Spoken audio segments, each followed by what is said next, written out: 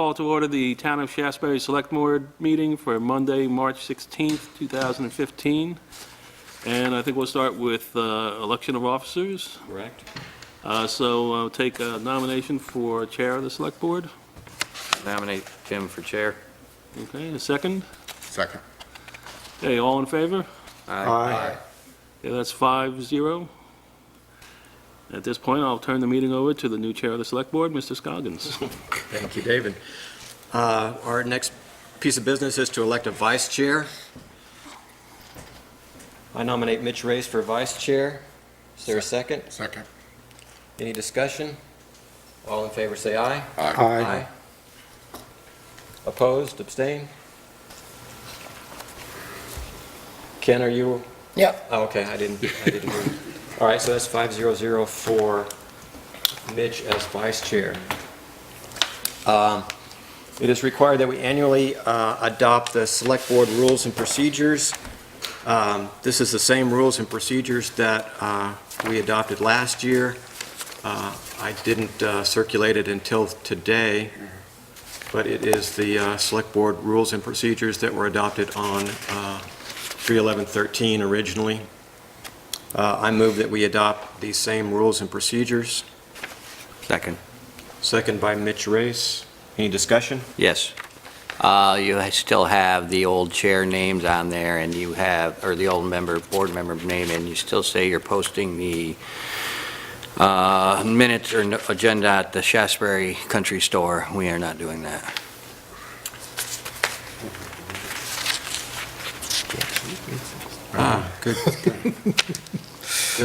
Good point.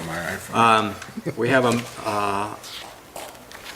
a motion to amend the rules and procedures from Mitch Race to say, The Select Board is not at the, right there, back up, right there, you have a Shaftsbury Country Store D. Yeah.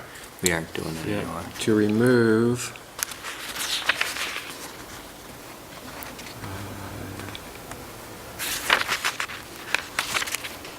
Shaftsbury Country Store from one of the places that meeting locations and agendas are posted, and to,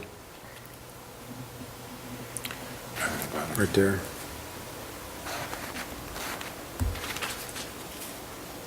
Change, update the date. and to update the list of Select Board officers. And the date, and the effective date. Date. And the effective date, which would be 16 March 2015. Are these be adopted every year? Yes. At least, that's what we always do.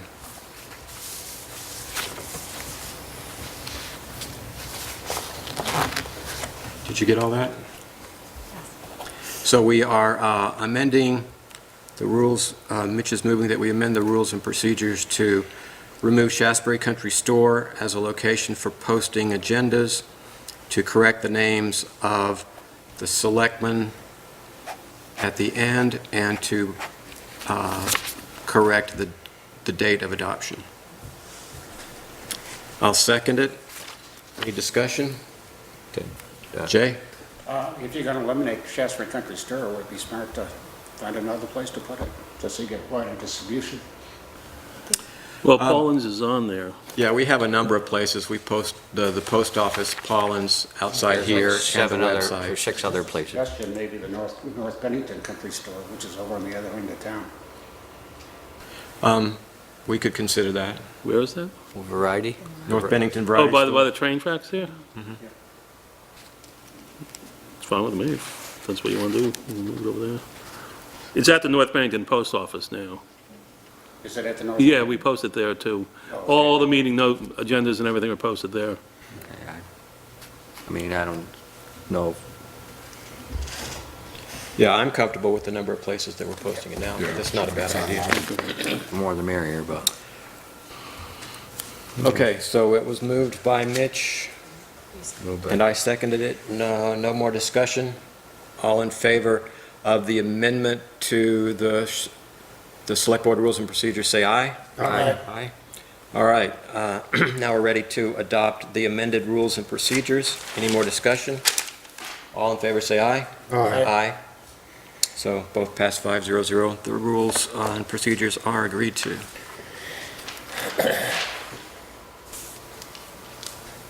And you and Judy get together after these meetings now and make sure that things Yeah, what like we'll do this- is we'll retype this and just have it signed at the next meeting. It's adopted, but just so we can get the right signatures and the right blocks. Okay.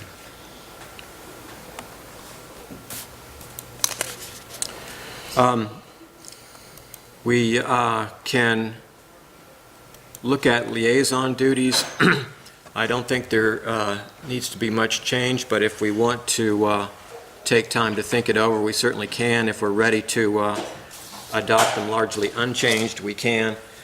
This is the current list that I edited today, just a little bit. I took off the garage committee since we don't have a garage committee anymore. And I moved Economic Development Committee from Tony to Art, because Art sits on the Economic Development Committee, so it's easy for him to be that liaison. If there are no other changes, I welcome that we move these liaison duties into the record. So moved. Mitch has moved that we Except the lead. accept the liaison duties as edited by me today. As the assignments, I'll second it. Any more discussion? All in favor, say aye. Aye. Aye. We have 5-0-0.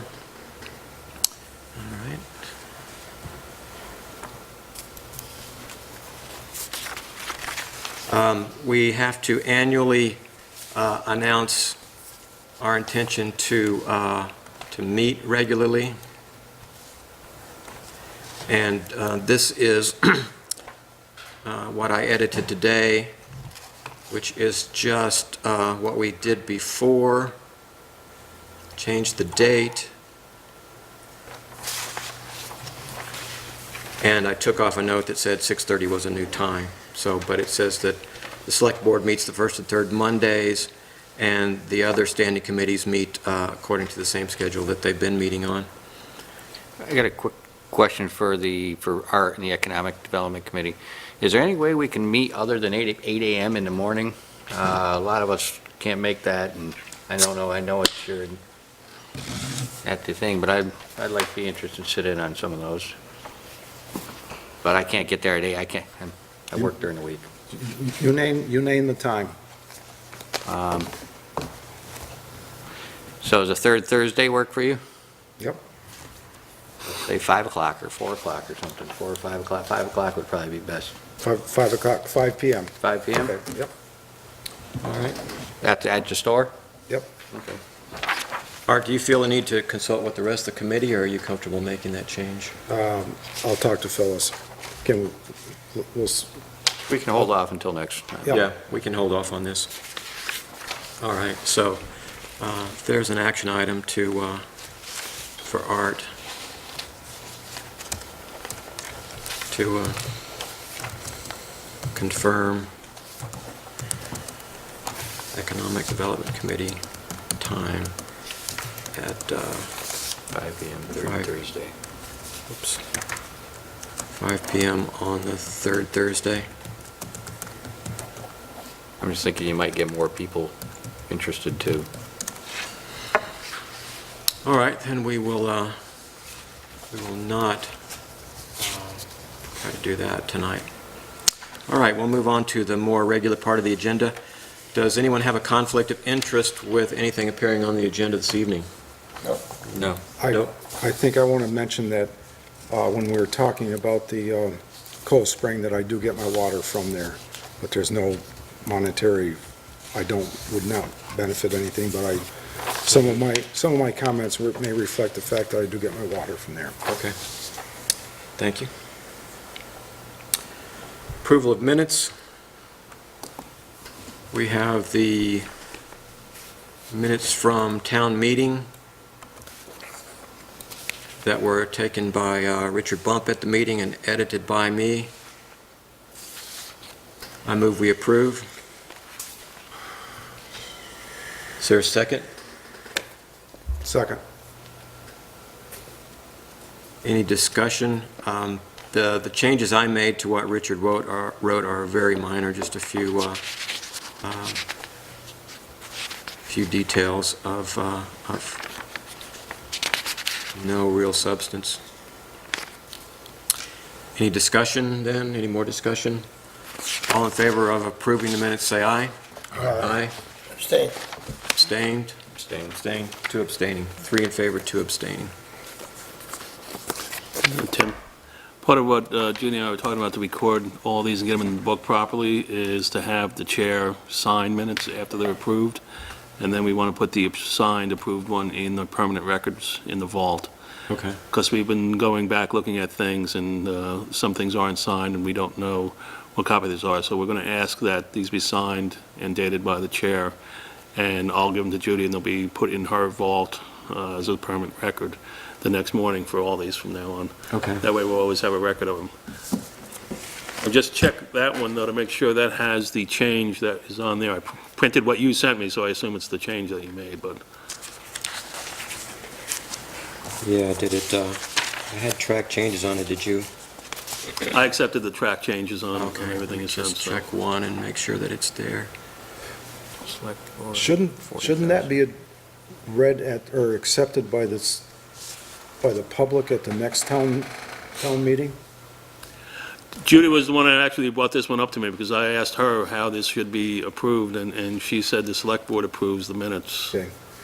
But we have to approve our minutes from the meeting we had before that, which Yeah, is- we have those minutes to approve, too, because we Okay. had a separate select Yes. board meeting. Okay. Yes. Yep. Oh, okay. Yes. I didn't circulate those No. minutes, so we'll have to wait on that. Oh, I thought they went out last week. Send them out to everybody. I had a copy of them. Did they? Okay, maybe. Did I? We can do it at the next meeting if you want. And then also I- February 16th. Yeah, we also have February 16th that went out that need to be approved, too.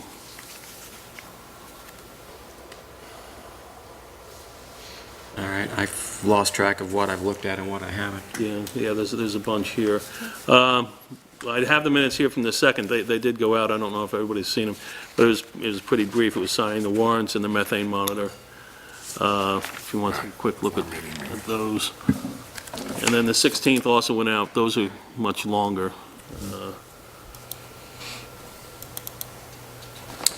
All right, the minutes for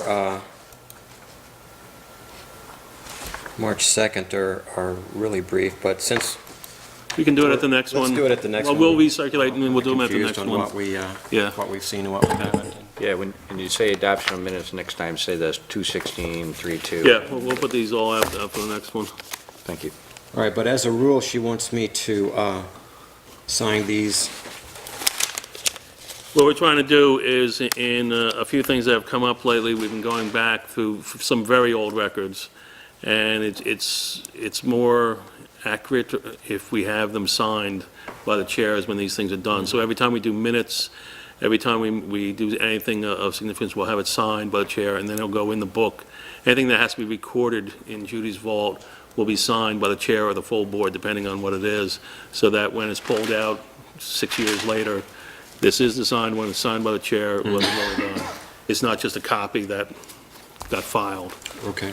All right, how about we do those Yep. all together? We'll do them all together. I'll put them all out to everybody again. Okay.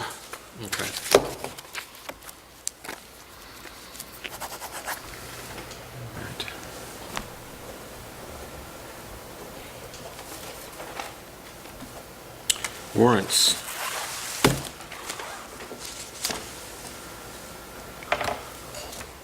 I have check warrant number 19 in the amount of $25,721.26.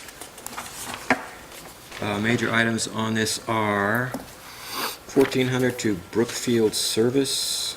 That's the generator company, works on the generator at the school. There were some issues with it, heating, the element, yeah, thank you, element, broke and had to be replaced. It was quite expensive. Oh, But it really had nothing to do with anything other than things break. It got cold and it broke. It didn't work right. oh, we can blame it on winter? Yeah, Okay. 2025 to Cargill Salt Division, yep, that's our last salt purchase of the year. 1,300 to John Ray and Sons for fuel oil. Mhm. 2425 to Megawatt Electric for garage repairs. 14, almost 1,500 and 1,400, and almost 1,000 to Robert Green. That would be It's more fuel. more fuel oil. $5,900 to TAM. $1,200 to Daly for gravel, no doubt. Yes. That's it. Did I make a motion? Yes. Okay. Did I get a second? Second. Now, Any more discussion on check warrant number 19? Did you say gravel to daily stem or sand? Or sand? Actually, this would be the stone we're putting on the roads. Oh, Not The, gravel. Yeah. Yeah, okay. not 3/8 not inch gravel, stone. the Yeah, 3/8 all stuff, right. yeah. Gotcha. Yeah, I call it gravel. He calls it stone. Yeah. It's replacing sand. What do you Yeah. want to call it? It's cheaper than what we haven't spent. Yeah. That's the one thing. All in favor of approving check warrant number 19, say aye. Aye. 500. Is that my only one? Yeah, there's only one this week.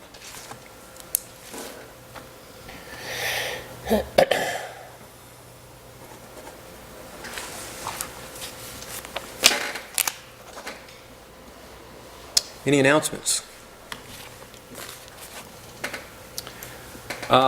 Just Shaftsbury Historical Society will be having another Ordinary Hero Day, and we haven't picked the date yet, but it will be announced at the next meeting, and it'll be some advertisement for it.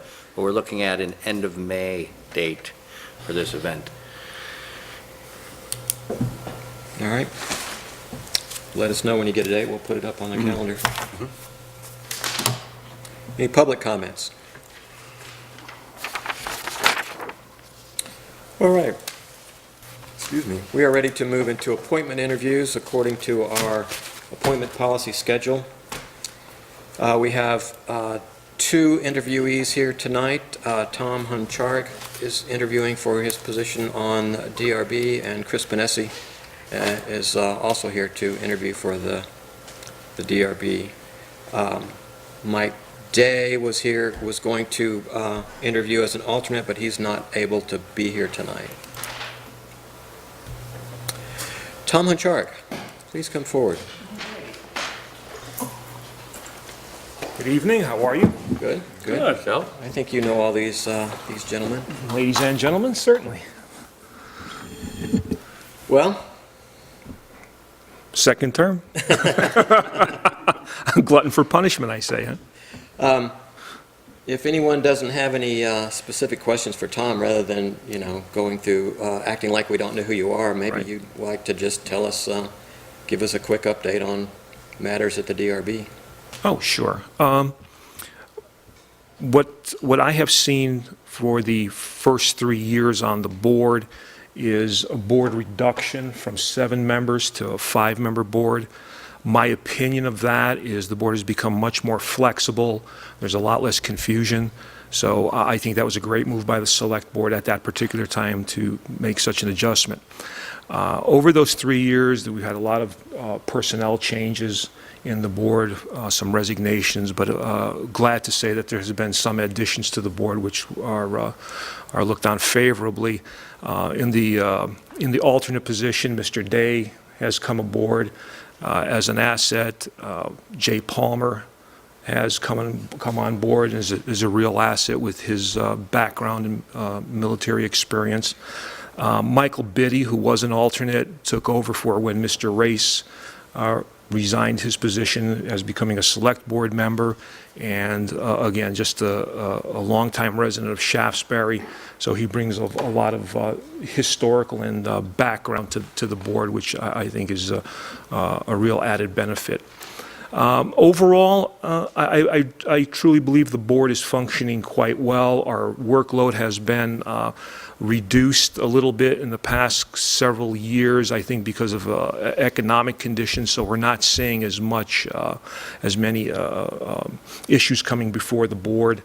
But we're taking advantage of that in the sense of the board as a whole, or reviewing our procedures and processes and trying to move those into the 21st century as opposed to, relying on the way things used to be done. What I think we'd like to see, and I don't speak for the board as a whole, but specifically what I'd like to see done with the Development Review Board is basically looking at our processes and procedures a little more deeply, getting them documented in such a way that when transitions do take place and new members come aboard, packets of information that have to be disseminated to those new members are accurate and they are up to date. There have been several occasions in the past where members are working off of old copies of documents, and of course that doesn't reflect well in the public's eye when there's that kind of confusion on the board. So I'd like to see that reduced. And I'm glad to say that we are working on that right now. Mr. Day has taken the lead role and is updating our policies and procedures to the extent of trying to make them a document control process so that everyone can take a look at the documents before them and realize, do they have the most recent or current documents before them? And date and timestamp on the... Date and timestamp on every page. Again, it's a very simple procedure to implement. For example, having a document that says pages 1 through 10, but not understanding what the final page number may be, so you don't know if you have the complete document in front of you. So we're slowly working our way through that. So again, I feel very positive about the advances that the board's making.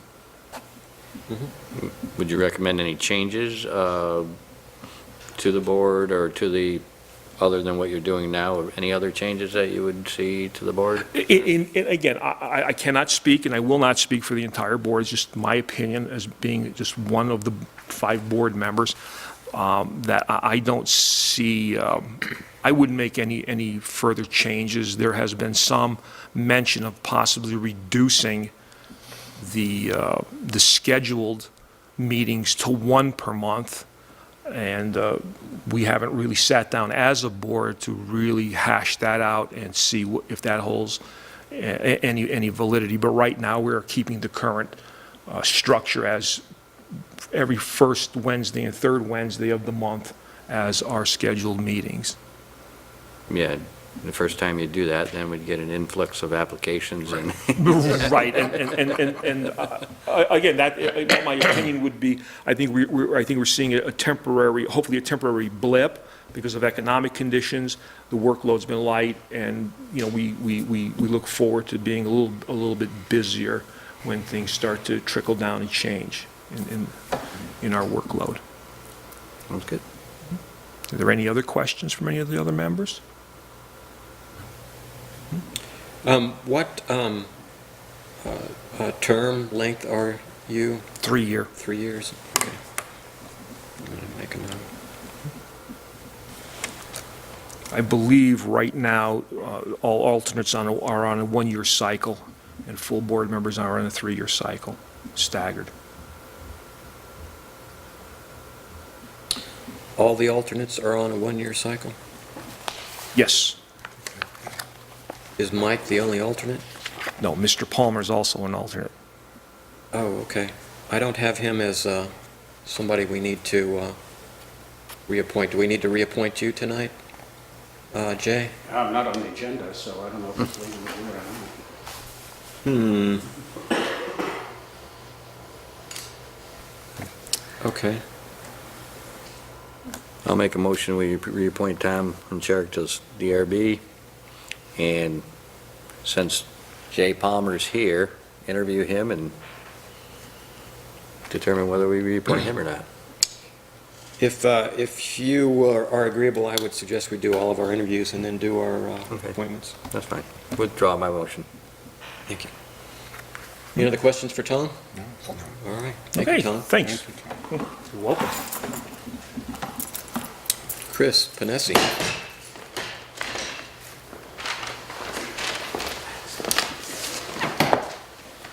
Good evening. Good evening, Chris. Welcome. Thanks. What- Know mostly everyone. Hi, I'm Chris. The other person you don't, I don't know. Yeah, all right.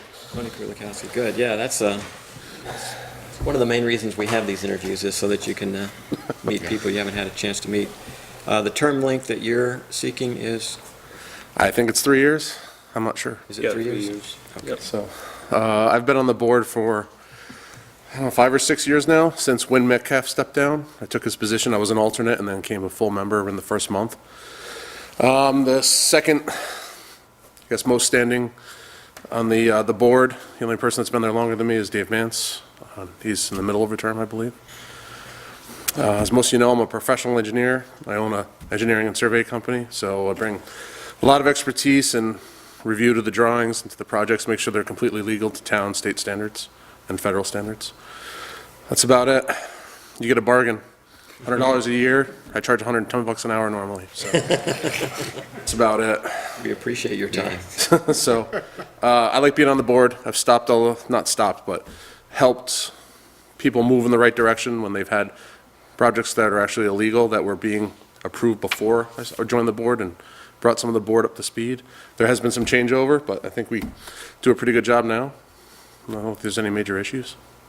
That's really about it. No changes that you can see? I mean, just. No, we have been, as Tom stated, we've brought it up a couple times, possibly dropping to one meeting a month, keeping the second one on the schedule for reserve or if there's projects that pop up, but there's are some larger towns in the area that even have large developments going through that do once a month, but, I mean, we're just canceling, at this point, we're canceling one meeting a month, which is fine, but, you know, we're available, so. Really about it. If you have any questions, I'm glad to answer them. Questions for Chris? All right, thank you, Chris. Keep up Thank the you. good- Keep up the good work. Yeah. And Dave just came in. He's planning. Yeah, you want to, we could stop and do our DRB appointments now if you want, and let these guys go. Okay, motion to reappoint Tom Huncharek and Chris Ponessi to the DRB for Each- another 3-year terms? Each for a term of 3 years? Correct. I'll second. Any discussion? All in favor, say aye. Aye. It's 500. Welcome back. Thank you. Thank you. Thank you for your service. Yeah. Oh, and then I just skipped over Jay, because I don't know what to do about Jay. Dave's here. Dave just showed up. Dave is Planning Commission. Dave, I'm going to make him wait because he didn't send in his paperwork. I didn't sign the paperwork?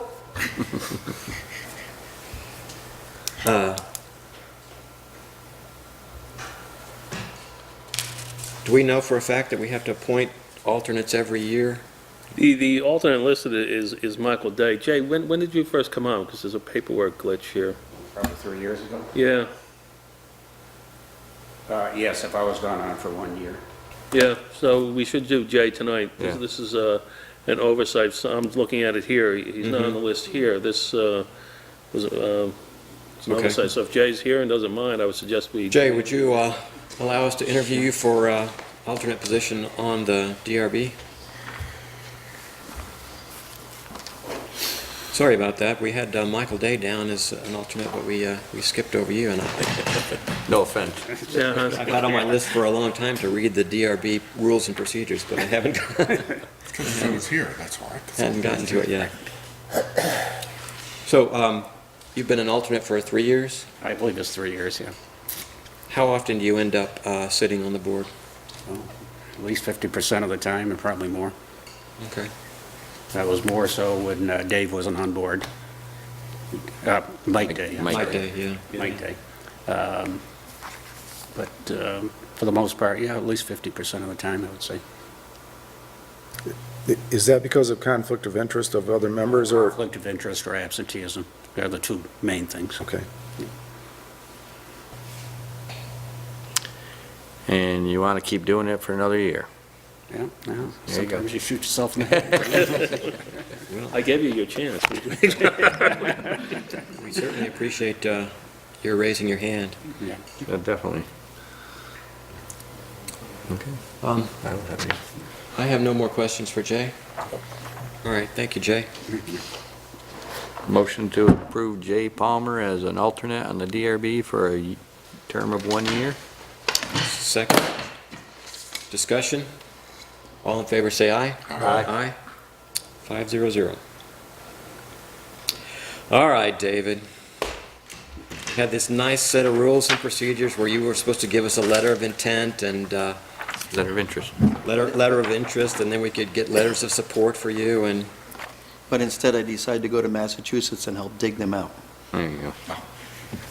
but you're willing to serve another term on the Planning Commission? Yes. Do you know what length of term you're seeking? 1, 2, or 3 years.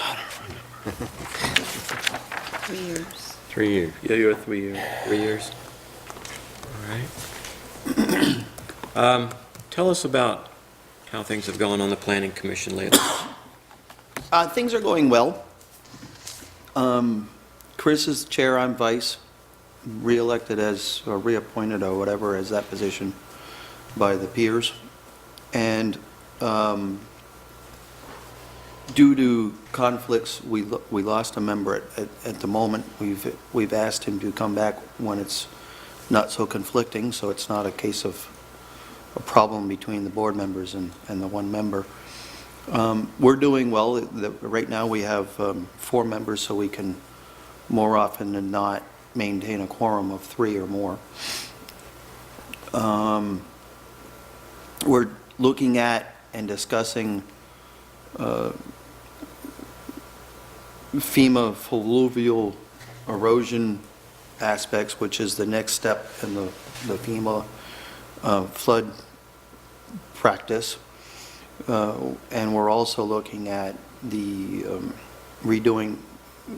tweaking the ordinances and such that we have. And one of the biggest ones that we're looking at right now is the zoning book, where it says, in whatever zone, go look in this section, and when you get to that section, it says, go look in another section. And when it gets to that section, it's like, wait a minute, there's too many bounces around. So we're trying to eliminate that and use other towns that have streamlined theirs and streamline ours, not removing or changing it other than streamlining it.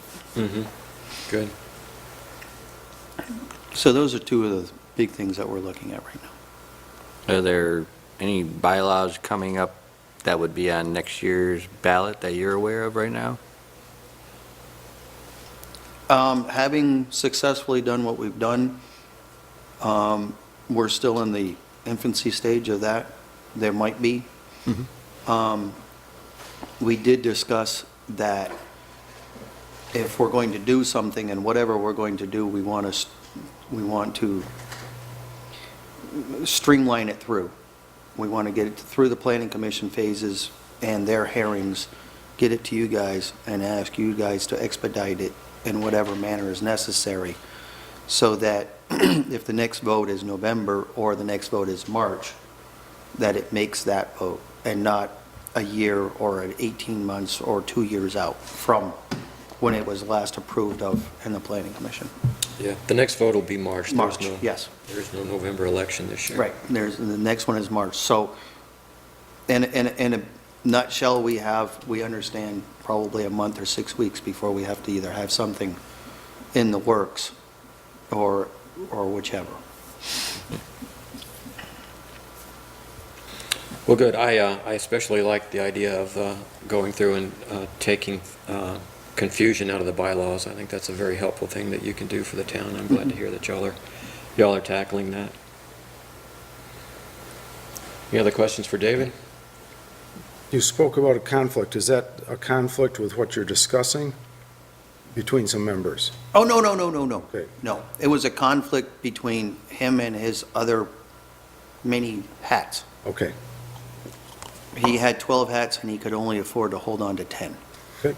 So he had to decide which ones to, and I'm just picking a number, but no, it was not between any members or the No, town or the I Or the didn't know planning if- commission as a whole. Okay. He was just too busy at the time. Sometimes we all are. Okay. I don't have any questions. All right. No. Thank you, David. Thank you, David. I'll make a motion to appoint David for another 3-year term on the Planning Commission. I'll second it. Any more discussion? All in favor, say aye. Aye. 500. Welcome back. Thank you. Thank you, David. Okay. Also in the annual appointment category, there are a handful of town officers that we appoint annually. They're listed here: Energy Coordinator, Emergency Management Coordinator, Town Service Officer, and Town Health Officer, which I recently had to resign from. I'll talk more about that later in the program. I was going to just offer one possibility. I was looking up Energy Coordinator. It's not a required position. It's something the town can do. This is not a reflection on Ben at all, but he has not been called upon to do anything as Energy Coordinator that I've been able to detect in quite a while. If we should so choose, we could decide not to appoint an Energy Coordinator. One less. What does it do? The main duty as defined by statute is to work with the Planning Commission in establishing an energy plan for the town. I don't think the Energy Coordinator was part of the discussions in the recent work on the town plan, according to the information that I have. So my thought is it's just one less automatic procedural thing that we do that I would just soon not have to do. I do think if we decide not to do it, we should make a motion to not do it rather than just skip over to the next item so it becomes part of the record that we're not appointing up an Energy Coordinator.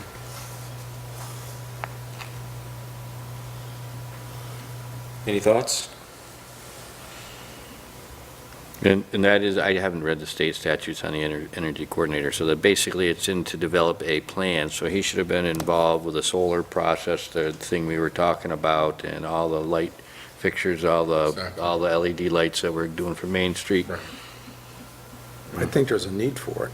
Yeah, Whether or not Ben is the right person, but I'm a little bit concerned about eliminating it, because I think it's important that be at least part of some plans. Well, the Planning Commission has an energy plan as part of the town plan, Okay. which they created. Okay. As far as what else an energy coordinator would do, or what else we need an energy plan for, I'm at a loss. Okay. I would say as long as the Planning Commission has an energy policy or considers energy as part of their decision, I think that's okay, but. Mm-hmm. They do. Jay, did you have a question or comment? Yeah, two things. It seems to me like it's a matter of a mission more than him not being willing to do whatever the energy thing is. I mean, like you just said, the solar powered thing and the lights and so forth. Nobody asked him. Mm-hmm. Right. The second thing is that, we're always begging for people to fill positions. Mm-hmm. It seems like it's a little bit counterproductive to say we don't need to fill them. Or we could ask him to do something that has more tangible benefit, is another way to look at it too. I don't see this as a reflection on Ben myself. The lights came up because I read it in the paper and we brought it up at the select board. The solar energy thing came up because we were approached by solar energy companies.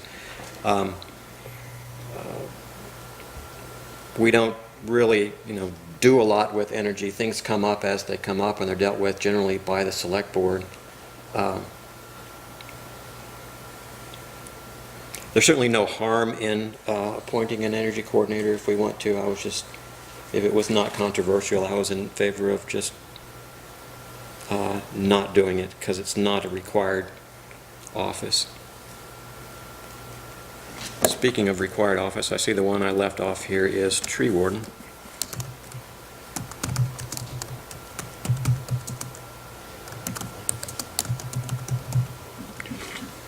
Did Ben apply? Is there a, Yeah, Ben he sent me said, a letter, yes. yeah, he said he would continue to serve in that capacity.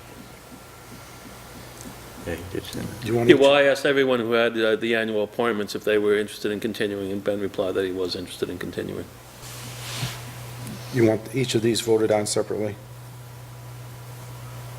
I want that to deal with the energy coordinator first, and then we Yeah, can deal that's with what I'm the saying. The others could be dealt with together. I make a motion, we keep the energy coordinator position. Second. All in favor, say aye. Aye. aye. Opposed, 1. Abstain? None. So it's 4-1-0. Okay, then, Do you think to have Ben come in and, if he's got some ideas about, That would be good to, yeah, have him discuss some of the ideas. yeah, mhm. have him look at the plan and then some input, Definitely. yeah. So is there a motion to appoint Ben Hewlett as energy coordinator? I make that motion. Second.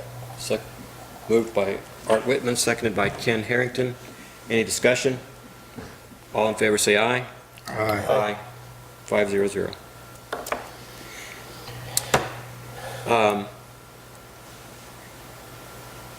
I move that we nominate Jerry Madison as Energy Management Coordinator, Jackie Myers as Town Service Officer, and Jim White as Tree Warden. Second. Seconded by Mitch Race. Any discussion? All in favor, say aye. Aye. Opposed? Abstaining? It's 5-0-0. Just a comment, it would be nice to maybe have, I mean, Jerry comes in front of the board on a couple occasions throughout the year, but just to have them all come in and give us a semi-annual report of what they think, what's going on, would be nice. I think that's a real good idea. I think we have to be certified, don't we? Don't members I of was the... just gonna ask that. Yeah. Isn't there training coming up? Yes. Jerry told us? Yes, Yeah, there's select board training that's supposed to Right. happen that we need to get information on. That's Right. yeah, it's That's still been on being, my to-do list for a while. yeah, it keeps getting put off, but Allison sent some things out late today, so it's coming up, and Jerry was gonna put together, one of the courses has to be held, he's gonna do it at the firehouse. Right, and then the other ones are Yeah, online. the other ones are online, like the first one, ICS 200, I think it is, real quick knock-off course. And then there's 402, and I think 700 has to be taken, but that's the one that has to be instructed here, so. Okay.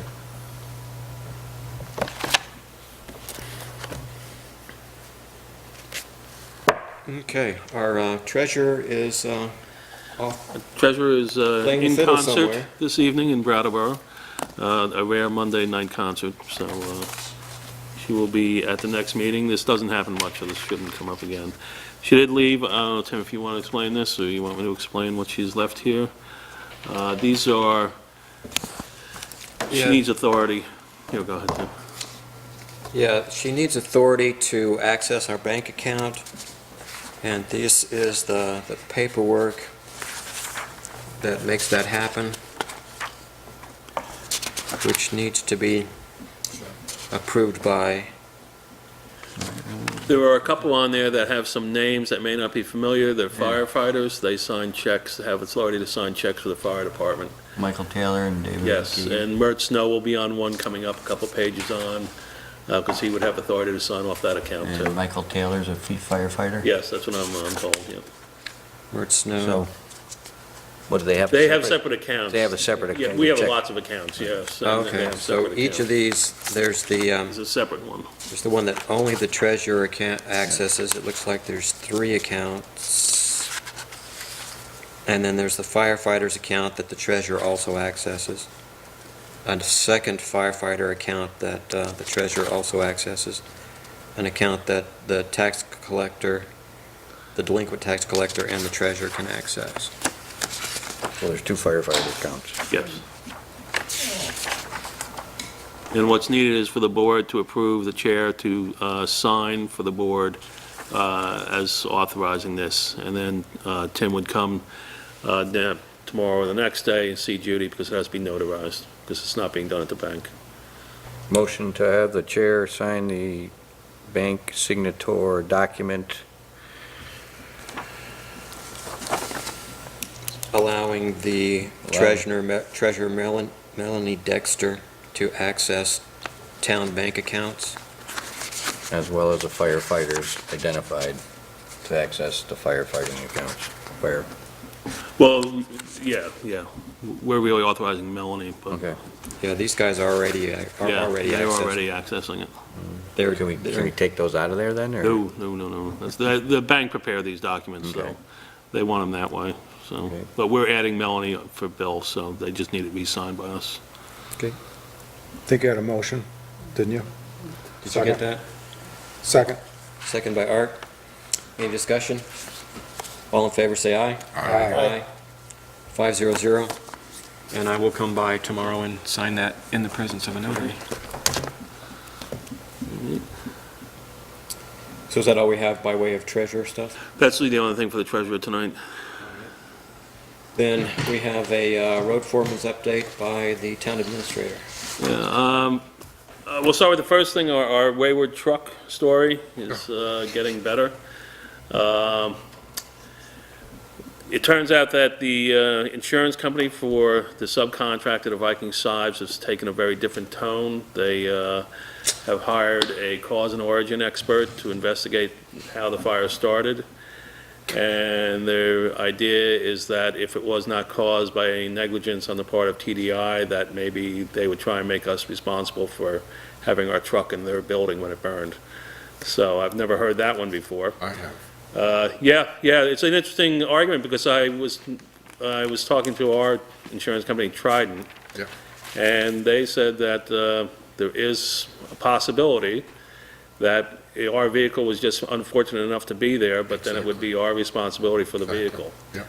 I find that hard. It's hard to wrap around, but what Trident did do, because I wasn't thrilled with that answer, they have switched our case to a more experienced fire claims expert who I spoke to today, and he's going to put it together and go to battle for this, because there were representations from National Indemnity about rental fees. There was representation that they would take care of this, and they're looking for a way to fight the whole thing now, which is fairly common in insurance claims and counterclaims. But it's really in Trident's hand, and like I said, they changed it to a fire claims expert now who's going to come down here when we get it to Delores, and then they'll be arguing with TDI's insurance company. TDI is Viking subcontractor. That's where the fire happened. I spoke with Viking today. Viking is taking a different approach to it, where they are doing all the repair work. They don't care. They're not interested in the insurance. They just want to get us our truck. They've invited whichever one of our mechanics they want to send up there to go over the whole thing as they do it. Viking has been a partner with us for a while, and it's only in their interest to make this whole thing work as quickly as it can. The holdup has really been with their subcontractors' insurance, it seems like a ball of confusion there in Swanton about what's going on.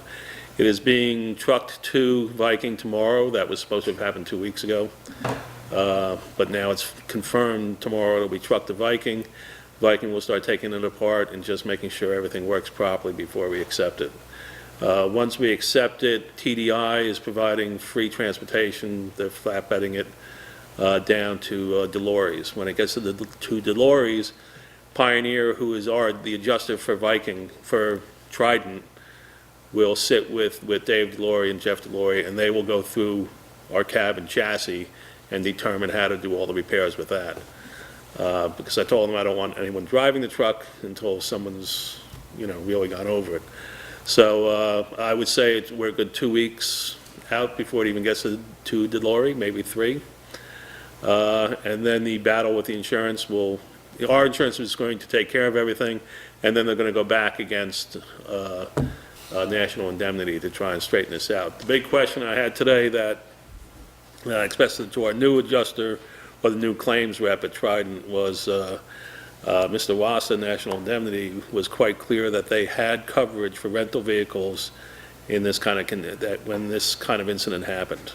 And now they're kind of fudging around it. And I said, commercial vehicles are not cheap. We want some money for our rental. Unfortunately, in our policy, we don't have any coverage. We only cover passenger cars, which is pretty much the one mode of transportation we don't own. So we might have to look at that for future reference. But so it is just an ongoing. Unfortunately, it's turning into a real insurance Saga. Yeah, and it was going to go quickly, but as soon as I heard cause and origin investigation, I was like, okay, well, now we're really going to be into arguing over little pieces of things. And the cause and origin guy is showing up, this is weeks and weeks after the fire now, so, Yeah, it's hard to find the cause and origin. yeah. I assume, yeah. Excuse me. I thought we originally had said that we were hoping for a total.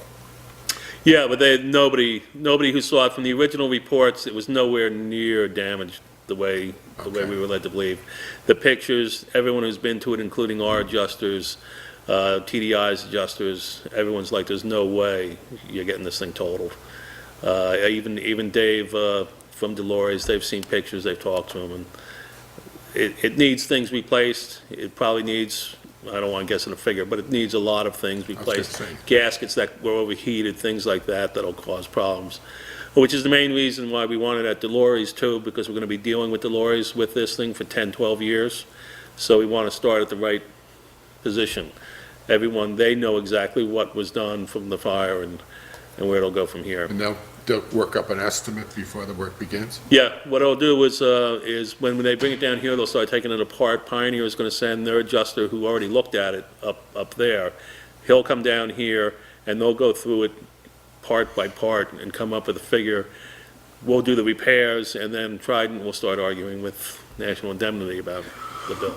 So at no point I was just thinking at some point, do we have to engage an attorney to put some pressure on? Well, at some point, we might have to, but we don't have, we're not far enough along. We don't have full reports from this C&O guy they're going to hire, and we don't know exactly what National Indemnity is proposing, and we don't know, we don't have a final figure from our own adjuster yet, because this has just been delayed so long. But I would think at some point, we might have to. But again, it comes down almost to, our insurance company is going to cover us. Oh, okay, so then So we'll do the fight. the only thing I'm Yeah. concerned and really annoyed at is, I was told by National Indemnity that they had coverage for our rental. And now they're taking a different tack. Actually, their claims person changed too.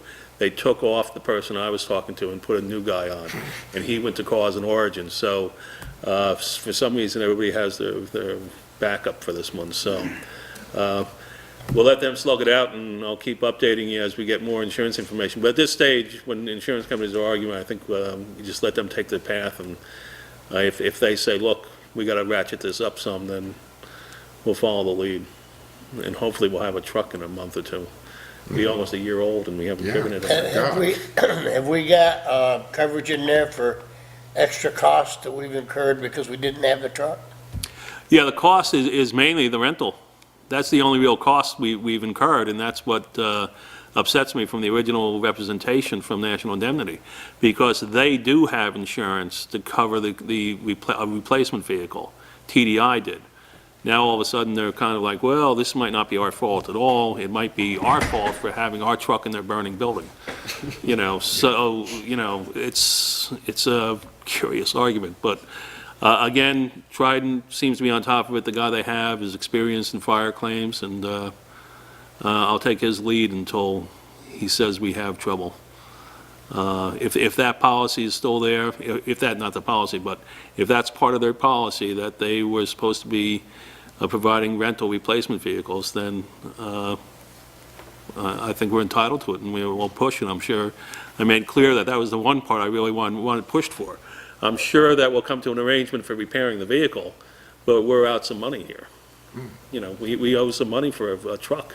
And as far as lessons learned goes, we won't send our truck anywhere without making sure they have insurance to cover any possible Well, this is- altercate problem that has occurred on their end. Yeah, when we first bought this truck, this process, which I'm not really familiar with, I like to buy complete units, and I've talked to a couple of people about it.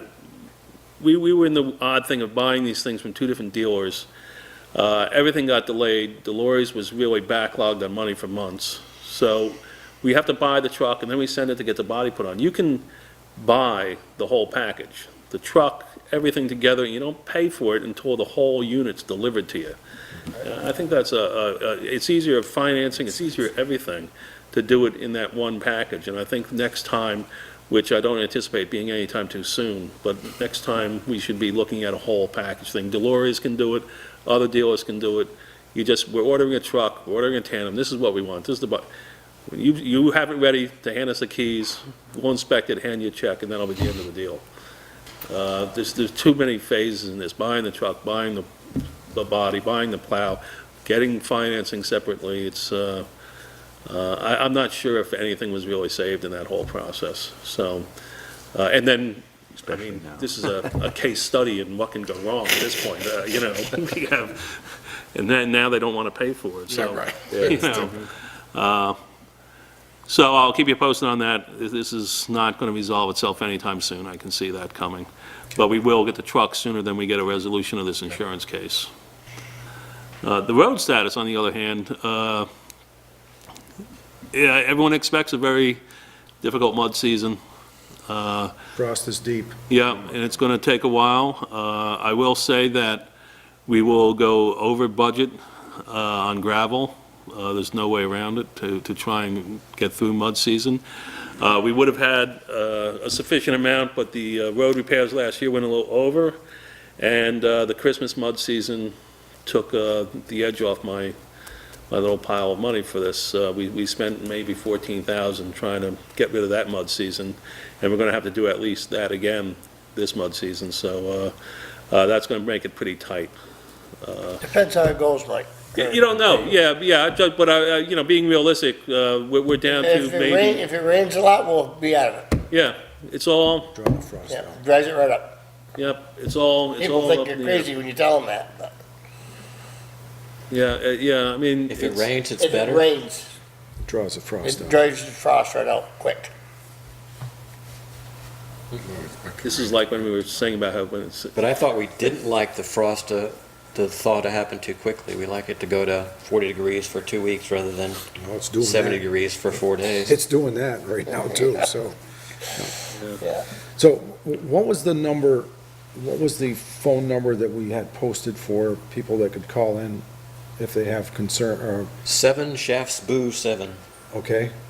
I don't know the numbers, but I can always remember that little, the keypad yeah, arrangement.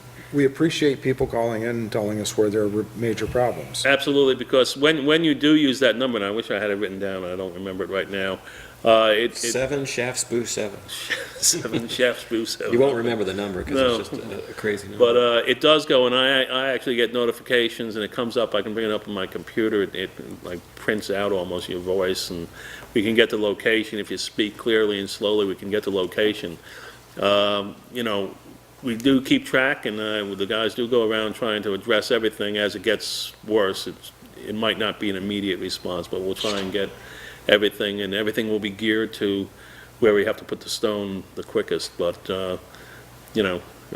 definitely call in if you hit, a giant pothole. Let us know it's there, we'll get to it.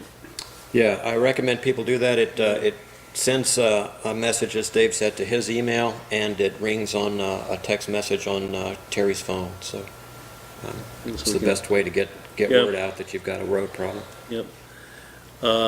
Other than that, the highway budget, on the other hand, the salt budget is clearly, it's 39% over. However, it's only 7% over if you roll in the price increase. Because we upped the budget to 48,000 for next year.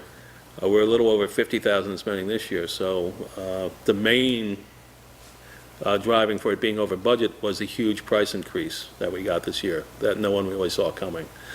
The sand is still good, but we're taking the stone we're putting down now out of the sand budget, because we have nowhere else to do it, and when putting down, we're not buying any more sand, so we're balancing it out that way. But in the long run, it will run a little bit over after we get to the mud season. Overtime is pretty much flat since we switched to comp time. However, most of the guys are getting right up to the amount we agreed on of 80 hours. Because as soon as we did it, we had like 3 storms. So we pretty much wiped it out pretty quickly. But I wouldn't anticipate that much more. I would think we'll be lucky if we don't get another snowstorm, but we're pretty close to the end, so it shouldn't be that bad anymore. And I have other things, but they're down on the mine for Shaftsbury Hollow, the road plans for this year. Okay. All right. Well, you're up next with financing options for our North Road property that the voters approved on. Yes. And I'm going to ask to put this off to the next meeting because I don't have it from everybody. I don't want to discuss what one person's been telling me. And 2 people have been telling me the rates are different. I haven't encountered a 2% rate yet, but it's enough that under our purchasing policy that I will have to have 3 proposals, and I'll have those for the next meeting. I was hoping maybe it would all come in under 3, but the interest alone is coming up a little bit over. Some people are offering to cut the fees and things like that, which is great. Well, we'll do fine. It's not going to be a tremendous amount. It'll be 5-year, just like a standard mortgage. But I don't have all the rates, so I really would like to put that off for another week, 2 weeks. And we'll keep going. The coal hole bathroom, the bids are in. We received 2 bids. We had about 5 people that Judy and I took through and explained everything we were looking for. We received 2 bids, and I also received a notice from the state that we can't do the work until I have an asbestos inspector take samples. So we'll get that done before we start the work. And I think there's a law, Dave, that anybody that does renovations is going to have a license from the EPA for asbestos Lead abatement and renovation. Yeah. asbestos. Yeah, they have to, the guy in the state, Vernon Nelson, who I called about this as soon as I got the notice, yeah, he said you can hire an inspector. He has to inspect it because it's a public building. Has to see if there's any asbestos. Apparently in old sheetrock, they used asbestos. I don't know, that's what he's telling me. I don't know enough about it. We can't really say how long some of these parts have been on the wall downstairs. So the only reasonable way to do it is to have it sampled and tested. And then we'll be fine with the state. And then obviously with this, we're getting all the permits from the state anyway. So this won't probably cause any kind of delay in the project, because I wanted the bids out so we could set up the contract and everything, but we can't even realistically do the project until May, if not June, because this is a single facility building, which means I have to get an ADA compliant porta potty. So I think we'd rather do that in warmer weather, and it'll be outside. But we'll pick the contract and we'll have it set up, and we'll just have to set it for warmer days. Then that should only be for 3 or 4 days, but there's no real way to do it without doing that. So what I'll do is I have the 2 bids. They have to be opened by the chair according to our policy. I even brought a fancy letter opener if you're so inclined. We definitely do it with the. You can have that as a token of the ceremony if you want after. And the bids came in, we instructed the potential bidders that they could have kind of a base, and if they could have alternates that we could review and add on, because there's so many variables to this project that. Cut it. I was afraid I was going to do that. There's one bid there. I just slashed this bid in half. Okay, this bid is from William T. Hardy Builders in North Bennington. And the total bid for the project is $5,970. And that covers floor, commercial linoleum, plumbing and heating, replacing a ceiling fan, and carpentry and paint. So before I read all the details, I'm going to go ahead and open the other one and see if we have to dig deep into the details. I'm not going to use the Yes, leave sword the on other this gentleman's one since I intact. just sliced it in half.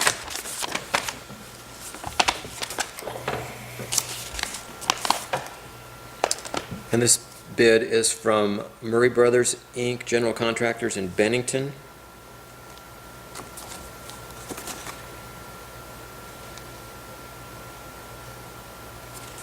And it discusses the scope of work in great detail. I've got 34 bullet points on the work to be done. And a total bid for the project of $10,441.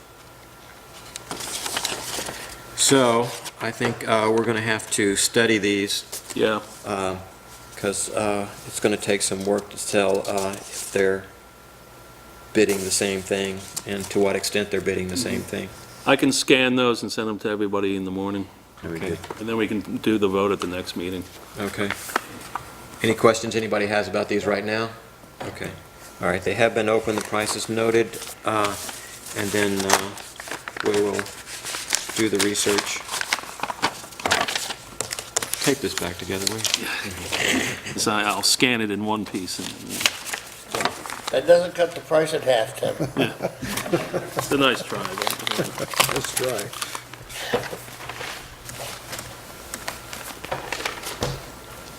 All right, so the entire SB and the TA have the job of analyzing those bids.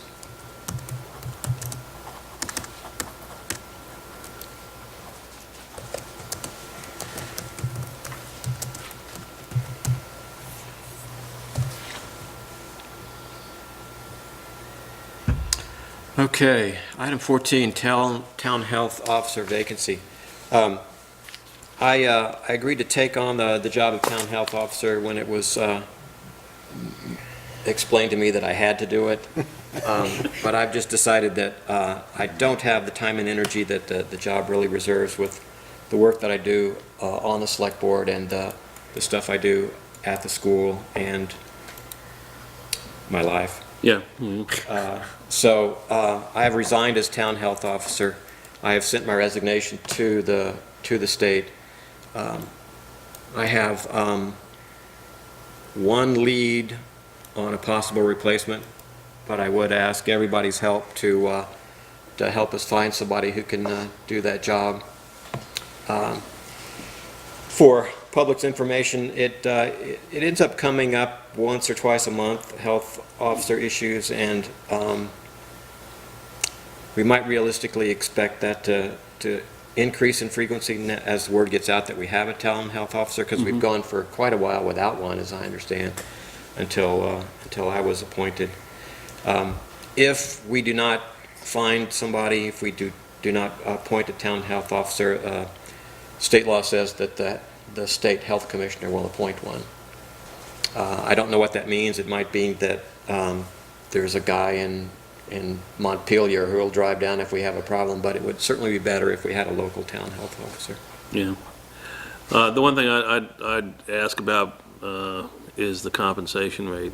A stipend of $200 a year may not attract anyone. And speaking from when I was asked, when I was the zoning administrator, if I wanted to add it on, knowing what some of the kids get involved with, some of the calls even lately, you'd want to do something to attract someone to come in, and at least they have the opportunity to make to some money while they were doing it. And you can get involved, and if you write a citation or something, you could be involved and theoretically wind up in court, and then you're sitting there for $200 a year. So, it doesn't have to be a huge amount, but something at least that if someone gets involved in something, they're being a little bit compensated for the time. Does anybody know what town of Bennington has? Do they have somebody They have a health officer. that,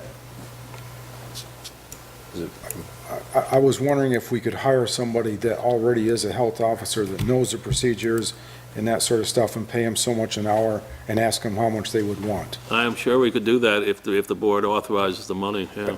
I think somebody that does it, it's handled a lot better than us not knowing really how to go about it.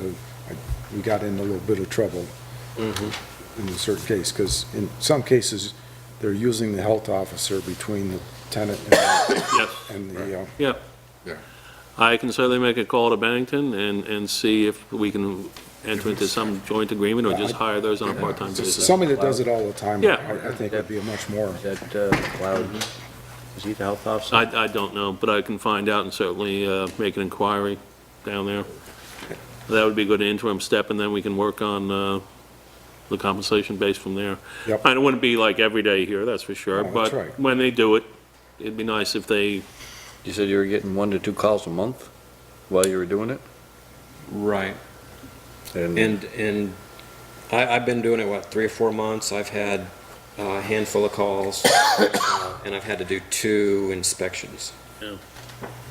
yeah, the volume has, I think Tim's right, as it becomes more known that we're going to respond to these, that the calls are going to be more frequent. You're doing a good job. And you really need somebody, it would be helpful to have somebody, like Art said, someone who just does it and doesn't wind up, it is the kind of job that's people, it's a good way to manipulate to make a point, but it's not really within the scope. Yeah, I think an hourly rate is probably a good idea, Makes sense. something on the order of $10 an hour like we pay our listers and everybody I don't else. think you'll get somebody I from don't think you'll Bennington get to do someone for that. $10 an hour. What I'll do is part of it, I have the work survey from the state on what hourly rates are, and of course, I'll see what Bennington's rate is, and Yeah.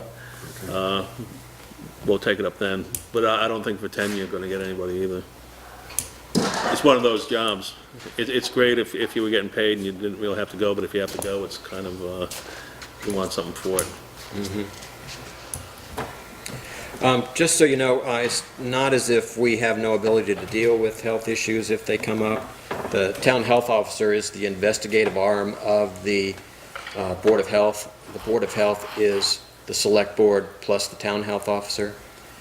So we can we can convene as the Board of Health to deal with health issues. We just don't have a designated person to go out and check and see if there's, a chemical spill or a sewer overflowing. We'll have to do that ourselves. Yeah, also, because we had talked about the deputy health officer, we don't have a deputy health officer. Yes, anymore. yes, that's another good point. Let's mention that at the same time. Tracy Mulligan, our current animal control officer, has been under the impression that she is the deputy health officer for animal bites only. There is no such designation. You're either a deputy health officer or you're not. She has not done anything in the way of health officer duties No. since I've been in town that anyone's aware of. When I sent my resignation to the state, I indicated that Tracy is not actually serving as deputy health officer, and they should consider this a full vacancy. Yeah, I spoke to Tracy about that, just explaining that, if you're a deputy health officer, you could be called for anything. And that's not what she signed up for, so I think she understood that. She doesn't want to go on these other calls, and we can't just invent a position. Right.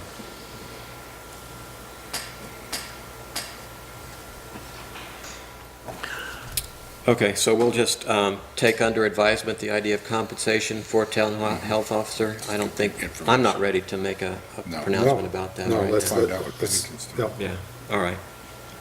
Do you know what Bennington pays that position? that's what we're gonna find out. No, I can find out. Find out then. There's a statewide averages on all these positions and everything Yeah. else, so we can put it in a reasonable ballpark. Right.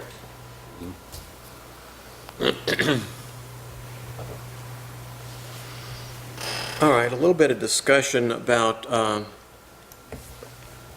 the election results and where we go from here. The voters approved just about everything we asked for, and we asked for a lot. It was a pretty big ballot that we put out this last time. At the top of the list, perhaps, is the North Road real estate purchase. That was approved by the voters. We're moving forward with that. The next step is to find financing for that, and as Dave indicated, he's pursuing that right now. All 4 of our zoning articles passed, so that's, we're glad for that, and I'm sure the Planning Commission is also happy about that. All of our reserve fund requests were approved, except for the request for the Cold Spring Historic Site. I will remind everyone that we did receive a $15,000 grant from the Vermont Arts Council, which was really the impetus and the inspiration for this project. And but that money was for artistic design and fabrication. And so not getting the approval of the funds that we asked for the site, the town funds, we're in a little bit of a bind as how to move forward on the project in terms of just getting permits and doing initial engineering. So I haven't figured out how to handle that yet, but the project will go forward because we do have the money from the Vermont Arts Council, and I did intend to seek other grants for this, and I will be doing that. I would have liked to have had the money from the town so we could get going and have this thing done rather than dragging it out over years and years, but it's definitely going to have to move slower at this point.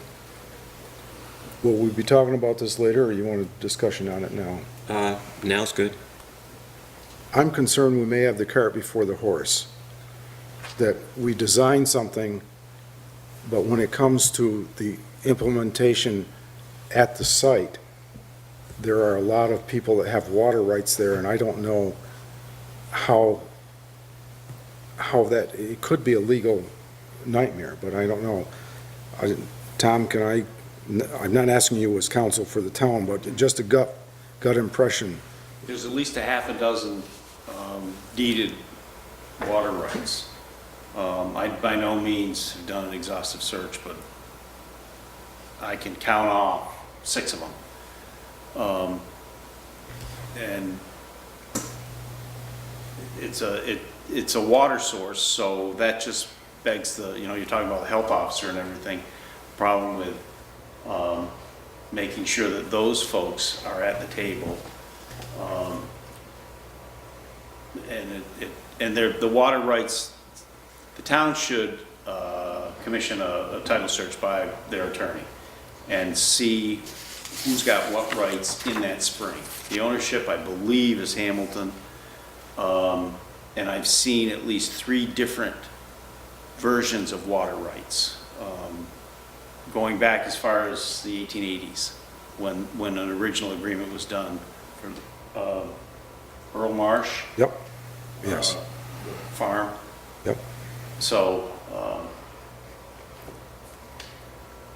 if you, what I'd be thinking is if you design something and say we're going to go in this direction, that all may be for naught, because you're going to have to address the ownership issues and the rights issues. I agree, and I don't think it would serve us well to design an art project and then start trying to figure out what the permits and the engineering is. I think I'm just saying we have an issue. I think we have some money to do some nice stuff at that spot, but I don't think that's the first thing that should be done at that spot, and I'm not sure how we move forward until we get other grants or find other sources of funding to do the legal and the engineering work that has to be done there. So can it be held off, or We've got 2 years, almost 2 years to use this grant without having to ask permission for extension, and I think if we showed good faith effort to make the project happen, I think an extension is likely. And it wasn't contingent on the 10,000 from the town? No. Okay. There was no match. That was 100%. No match. There was not a match. Okay. But you still gotta check on the water rights before you Absolutely. do anything else. Well, don't you? why? I don't understand the worry about water rights. We're not changing anybody's water rights. All we're wanting to do is to decorate the site and put put a fountain there and an historical marker. Well, just like with the truck, you don't know what you can get into legally. Well, but the fountain itself would be taking water from that, so that would be another, you'd almost have to deed water rights to the, whoever is going to maintain that fountain. Well, I think what I've heard is that the history is that everyone in town has water rights to that. If you want to take a bucket down there and dip the water, that's the stories that I've heard, is that for generations, people have gone there to collect water. I think what you need to do, that actually points up what the problem is. You need to get a legal opinion on who's got rights on that spring, and if in fact it is a public water source.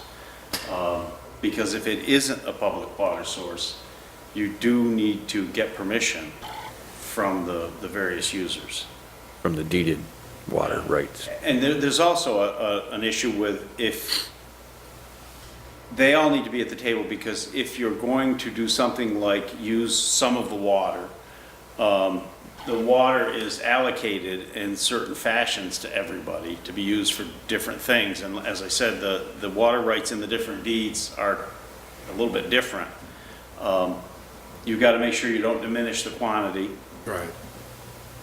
Or the quality.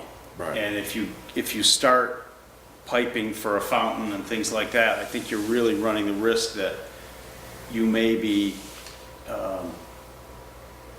inviting a controversy if you don't have everybody at the table to start with. If you were to lower the aquifer, you could get some other seepage in too, if you're sort of. Well, I don't disagree with anything you're saying there. I don't think we're going to lower the aquifer with a drinking fountain on the side of the road, but certainly all that was envisioned when we asked for the $10,000 to do the initial work. And so all I'm saying is we've got to figure out how we're going to do that initial work.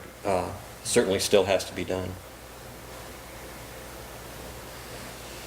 Okay, it just that even though somebody's not using the water, if they have a deeded right to it, that still is in effect. Is that right, Tommy? Yeah, these are property rights. It's like ownership of land. And what you're doing is you want to go on to somebody's land, and you need to start by getting permission to do that.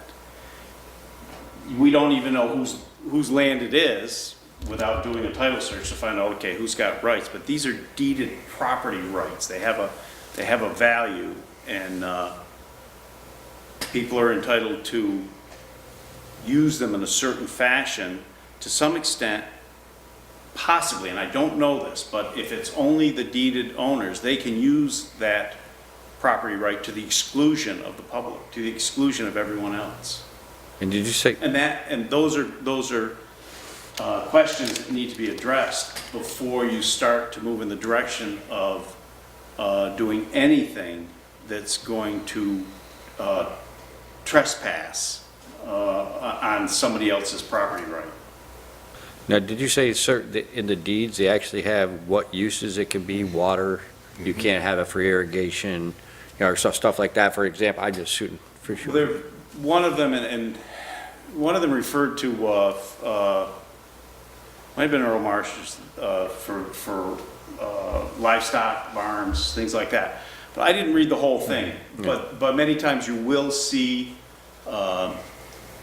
deed restrictions that talk about how much water you can get, as long as there's enough water for the original spring owner, then you can have it. If there isn't, you can't have any. Or you can only be used for your barn, or for all purposes. A lot of them have the size of the pipe. Yes, yeah. 1-inch pipe or 1/4 inch, 1/2 inch, 3/4. Yeah. And so you'd have to look at each deed to see what each deal is for each person. Years ago, this was a big thing. I mean, now that anybody can drill a well, but 200 years ago, water rights were a big thing, and the law hasn't. They still are. Still we is run into water rights very, very often in our title searches. California. And we have to solve whether they're active, abandoned, of any consequence. And many times we have to go and get somebody to sign off on the water rights. Yeah. Many times that we just look at it, and it's a curiosity, So you move on, and it's okay. So this search is gonna cost money. Big time. So where do you get the money? Do you get it from this grant? No, Not from the Vermont Arts Council grant, no. we have to get a different grant. I'll need other grants or some other source of funding. Yeah. So, bottom line is the project's going to take longer because we've got to, it looks like probably get some sort of grant to get to square one. We've got square two, Yep. but we can't get to square one yet. That was my only comment. Yeah. Let's not get the cart before the horse, Yeah, okay? no, I agree completely. I'm not going to have Angus design me a project there that I have no idea how to implement. Okay. It would be Thank a you. waste of both of our time. So. Thank you. And back to the other election results, all 25 of the community appropriations passed. And I wanted us to think about the community appropriations. It's becoming a really long list. This last time, just the space on the ballot was an issue. We had zoning bylaws and reserve funds and elections. The ballot was a book, as you remember when you went, just 3 or 4 pages. And that there at the very last minute, we ended up having to print an extra page to accommodate all about the community appropriations, which cost us some money. Our total community appropriations now are up to over $60,000, which, remember, is 1.5 cents on the tax rate. The history of the community appropriations, at least since I've been here, is that everybody who asks gets on the ballot. All they have to do is send in the letter to the select board saying, yep, we want to be on the ballot again, and they are. We actually, as the select board, have the authority to pick and choose who can be on the ballot. If we choose to keep somebody off the ballot, those people, that organization has the right to petition the voters to be on the ballot. Or if they want more money than the select board has allotted them, they can petition the voters to be on the ballot. Just because it seems like it's getting unwieldy, and I don't think we have been using the diligence that we should, I'm suggesting that we identify those community appropriations that can reasonably be expected to be town services, and I'll have a list of what I'm proposing in a minute, but things like the Bennington Rescue Squad. It's reasonable to expect that the town will provide services if you're in a burning car, and the Bennington Rescue Squad does that for us. But the others, worthy charities though they are, there are just so many of them, I think we should start to think about a filter on those. And the filter is, that I say, is that we tell them, you've got to do more than ask. You've got to get the petition if you want to be on the ballot. Well, just a correction. You don't just say you want to be on there. You have to fill out a form, your funds, your starting balance, ending balance, how much you spent that year, how many people you've affected in town. And all these reports go to Bob Holmes, along with your annual letter, which goes into the town plan. So it's not just, and I don't know if I've always filled it out for the Historical Society in such a manner as, from our treasurer, I have him fill out the financial portion of it. I fill out the verbiage. But it's not just, I thought it was up to the town auditor to say, well, you haven't answered this question properly. Either answered it or you're not going to go on the ballot. I don't think it's just a matter of, I want to get on the ballot for $1,500 in town appropriations. It's not the way it works as far as I know. And if you miss the deadline, December 1st or whatever it is, December 1st. you're done. Well, You're not on the ballot. although sometimes they're. You are Yeah, correct. they have extended it in certain circumstances, but I don't, to say that all you need to do is raise your hand and you're on the ballot for X amount of dollars, that's not correct. You have to fill out forms, You have to fill out a form. and you have to put in an annual letter. Is And some of your funding also contingent on the fact that you have buy-in from the local municipality? well, we have to say, we basically guesstimate how many, or, a guesstimate of how many people in town has been served by our But like, services. I remember that some funding for some of these who were receiving either federal or state grants had to have local money, Matching? not necessarily matching, but some either in kind or financial support. I'm not, Usually in a grant application, you have in kind and, you know, so matching. just wonder. I'm not aware of that, but Okay. it very well could be. We'll know, maybe hopefully next year we'll get a couple grants for the Historical Society. My last point there on the slide was that if we make this change, we make it soon and let Yeah. these people know that we have this. Yes, Jim? Tom's probably gonna kill me for this, but it wasn't that long ago, and since I've been around here, that they used to vote by voice on all these, Yeah. Yeah. nonprofits for the most part. And they had to go in and they had to present exactly what they were doing, not just submit a piece of paper. And I would almost bet you that 3/4 of the people in town, good-hearted as they are, have no idea what they're voting for when they look at the senior citizen center or something like that. It might be a good idea, and kill me if you want. No, I really agree with you. Go ahead. Go back to the voice vote on the town meeting before the vote. Could I interject? Yes. In the olden days, probably 20, 25 years ago, they had to write a letter, and there came a point when, trying to get our arms around it, it was on the floor, we required that there be a representative for each one of them. And I'd get a motion, get a second, and then, well, open the floor, but not even that, I'd just say, okay, who's here? And if somebody didn't, and somebody would stand up, and they could be asked questions. It got routine to where somebody would stand up, okay, then we vote. Because it would run us on until 10:30 or 11 or 11:30. And I don't object to that. The people didn't like us running that late, but it took that long to get through them, even when we tried to move very quickly. But there was discussion. Yep. And it could be, for instance, an example I use just real quickly is the Forest. the Aiken Wilderness, they wanted $50, okay? And when we had to have somebody there, it was, hey, nobody here, the George Aiken Wilderness. You know, send anybody. So we kind of looked around, Dave Mance stood up, and said, I'll talk about it. And none of us knew what it was, but he told us all what it was all about, what it was for. It was very informative. So it's not a bad idea to be saying, maybe we need people on the floor explaining what's going on. And it does take longer, but that's part of our process. The way the town meetings have been, I mean, comparatively speaking, they're very short now. Oh, yeah, yes, yeah. You know, there seems to be plenty of room at the end if we did want to do this. There's not a lot of controversy because of the way you folks are doing your jobs, so that, in the informative presentations that you do, there's not a lot of controversy. So, you're right, there would be perhaps some time, there would be more time to address these. But I thought it was interesting, Tommy, that in the balloting, all these articles passed except the Cold Spring one.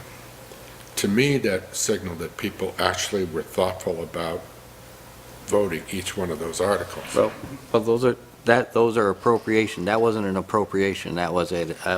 But it was so easy to go and just vote yes on all of them, but people were thoughtful about what they did.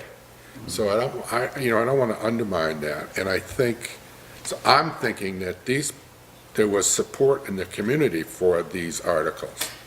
I totally forgot about the fact that there was a procedure, that maybe we need to re-educate people about that procedure. Or maybe to have get them come these in on. for the last couple months of the year to talk in front of the select board even I think instead of that the would be town. ideal, because when you look at these things, I know CRJ was off the ballot in Bennington for 2 years. It nearly crippled them, the Center for Restorative Justice. I mean, that would cripple them. I'm thinking about the Council on the Aging. There's a lot of federal money, and I think their funding depends on some buy-in from the towns. I think it'd be worth it for us to spend the time to have them come in and review, and it would be televised for the town. and give some more education. But I agree that it's not a given. This is a lot of money. This is $60,000, but $60,000 that people voted for. They knew exactly what they were voting for, or at least they voted that money in. It was money, and there was money on each one of those line items, so. Well, I think my point here is that we should... Let me just say one thing in answer to that, and, I pretty much agree with you. But if we put a total at the bottom of that on the ballot, I think you'd see some changes in the votes. Well, I think people would be more thoughtful. I agree, Jay. Yeah, absolutely, yeah.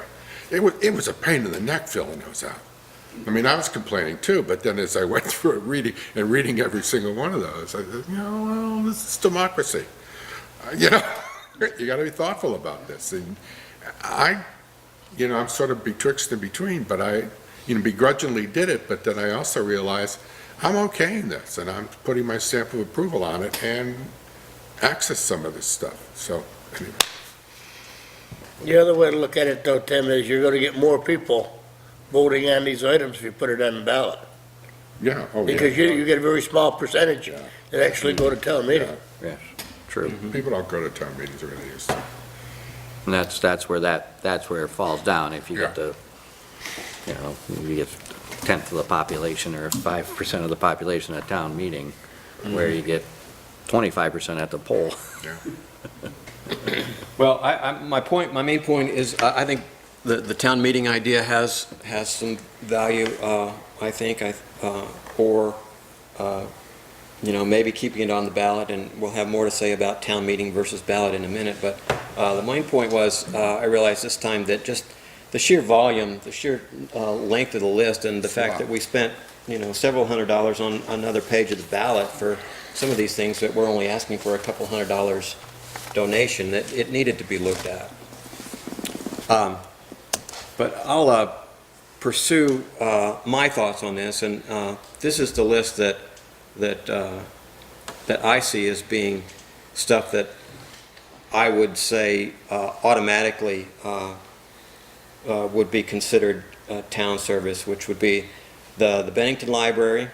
I think it's reasonable to expect that a town has access to a library. There's a library in Bennington, a very nice library. For your information, I was able to find one budget in Bennington. Their annual budget for maintaining the library is almost $400,000.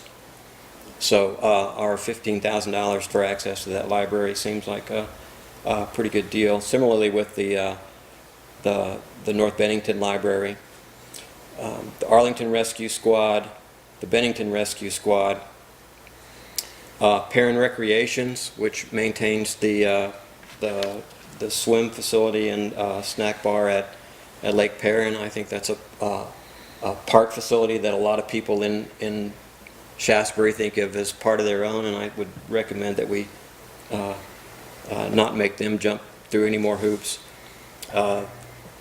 Shaftsbury Historical Society, I think Shaftsbury should support the Shaftsbury Historical Society, and I would recommend that one. And Green Up Vermont only asked for $200, but that's keeping trash off the road. I think that's a reasonably expected town service. These others, as I say, they're all good charities, and I've supported some of them, I know for sure, on my own charity giving in the past. But I think just the sheer volume of them suggested that we should maybe raise the bar in getting onto the ballot. And the state bar is that if you get a petition of 5% of the voters, you can get on the ballot. But I wonder if some of these would continue to ask if they had that higher bar to jump through. One question about the Grandview Cemetery, isn't that in? Yeah, and I was hoping you would refresh my memory, because we had a long discussion about that when Karen was chair, and Yeah, I remember Ken saying something about it, and to tell you the truth, I think there was a couple questions that we were going to get answers on, but it's a private cemetery. It is in Shaftsbury. Our cemetery committee really doesn't maintain it. I'm just, I'm not, I know there were some questions that I don't know the answers to. Yeah, and I think, certainly cemeteries is a town function, and if we decide that they, that all of our questions got answered, but I couldn't remember what the questions were and if they got answered, and so I put it in the required petition list. And certainly, we all might have a different list here, or we might want to do it a different way, but as I say, the real point was to revisit these, because we've all just, as Mitch pointed out, the paperwork is not just raising your hand, but it's not a great deal of paperwork that you have to do to get on the ballot, and we haven't really used our filter function as select board to say who gets through and who doesn't, and I'm suggesting that given that it's getting to be such a long list and taking up so much space on the ballot and a significant amount of money, that we should give it some more thought. Who comes up with the numbers? I mean, why is like Bennington project, 45, 60? I mean, that's, I mean, do Yeah, they that's just, the number that they ask for. do they just keep increasing it every year, or? No, I think. No, they generally stay the same, but sometimes they increase a little bit. It's tie-in money. I think it's tie-in money that they need to support their grants, and we don't know that till we have them talk to us about it. Okay. And some of them, I know, like Tutorial Center, there used to be, and maybe it's the school district, there's an assessment based on the number of people who access the adult diploma program. And used to be an assessment charge fee per person who applied and then had to be assessed and then moved on. But I think these are all tied into federal or state money. That's why you have those amounts. So we need to know that, and maybe the first thing to do is to look at the petition itself. If you could scan that and send it to us and take a look at it. You don't mean petition? you just Petition, the request. application. The request, and what, what it looks like. Bob would have those. Yeah, And I have a then stack of from filled out there, ones downstairs. create a criteria, but that's why those numbers are the way they are. Could I suggest, that's information is public information. Yeah. It'd be nice, or perhaps it'd be nice if it was on the town website. Certainly could be, yes. Link to all these organizations that we appropriate funds to. The application? Whatever the file is that goes to Bob. Yeah. Yeah. It sounded like there were 3 or 4 different pieces of paper. Well, it's There's one piece of paper. Yeah, it's Bill. financials in a town report. Yeah, it's just a form that's filled Let's out. take a look at it and see what that looks like. I have the whole box on my desk, actually, so it wouldn't be, Yeah. whatever the board wants to do, it certainly wouldn't be anything to have it scanned to the website. Would you be willing, Tony, to lead the effort into looking into these? You seem Sure, to have let's some take- I'm insight just here. thinking that that's what's going on. I'm wondering if hospice was an assessment.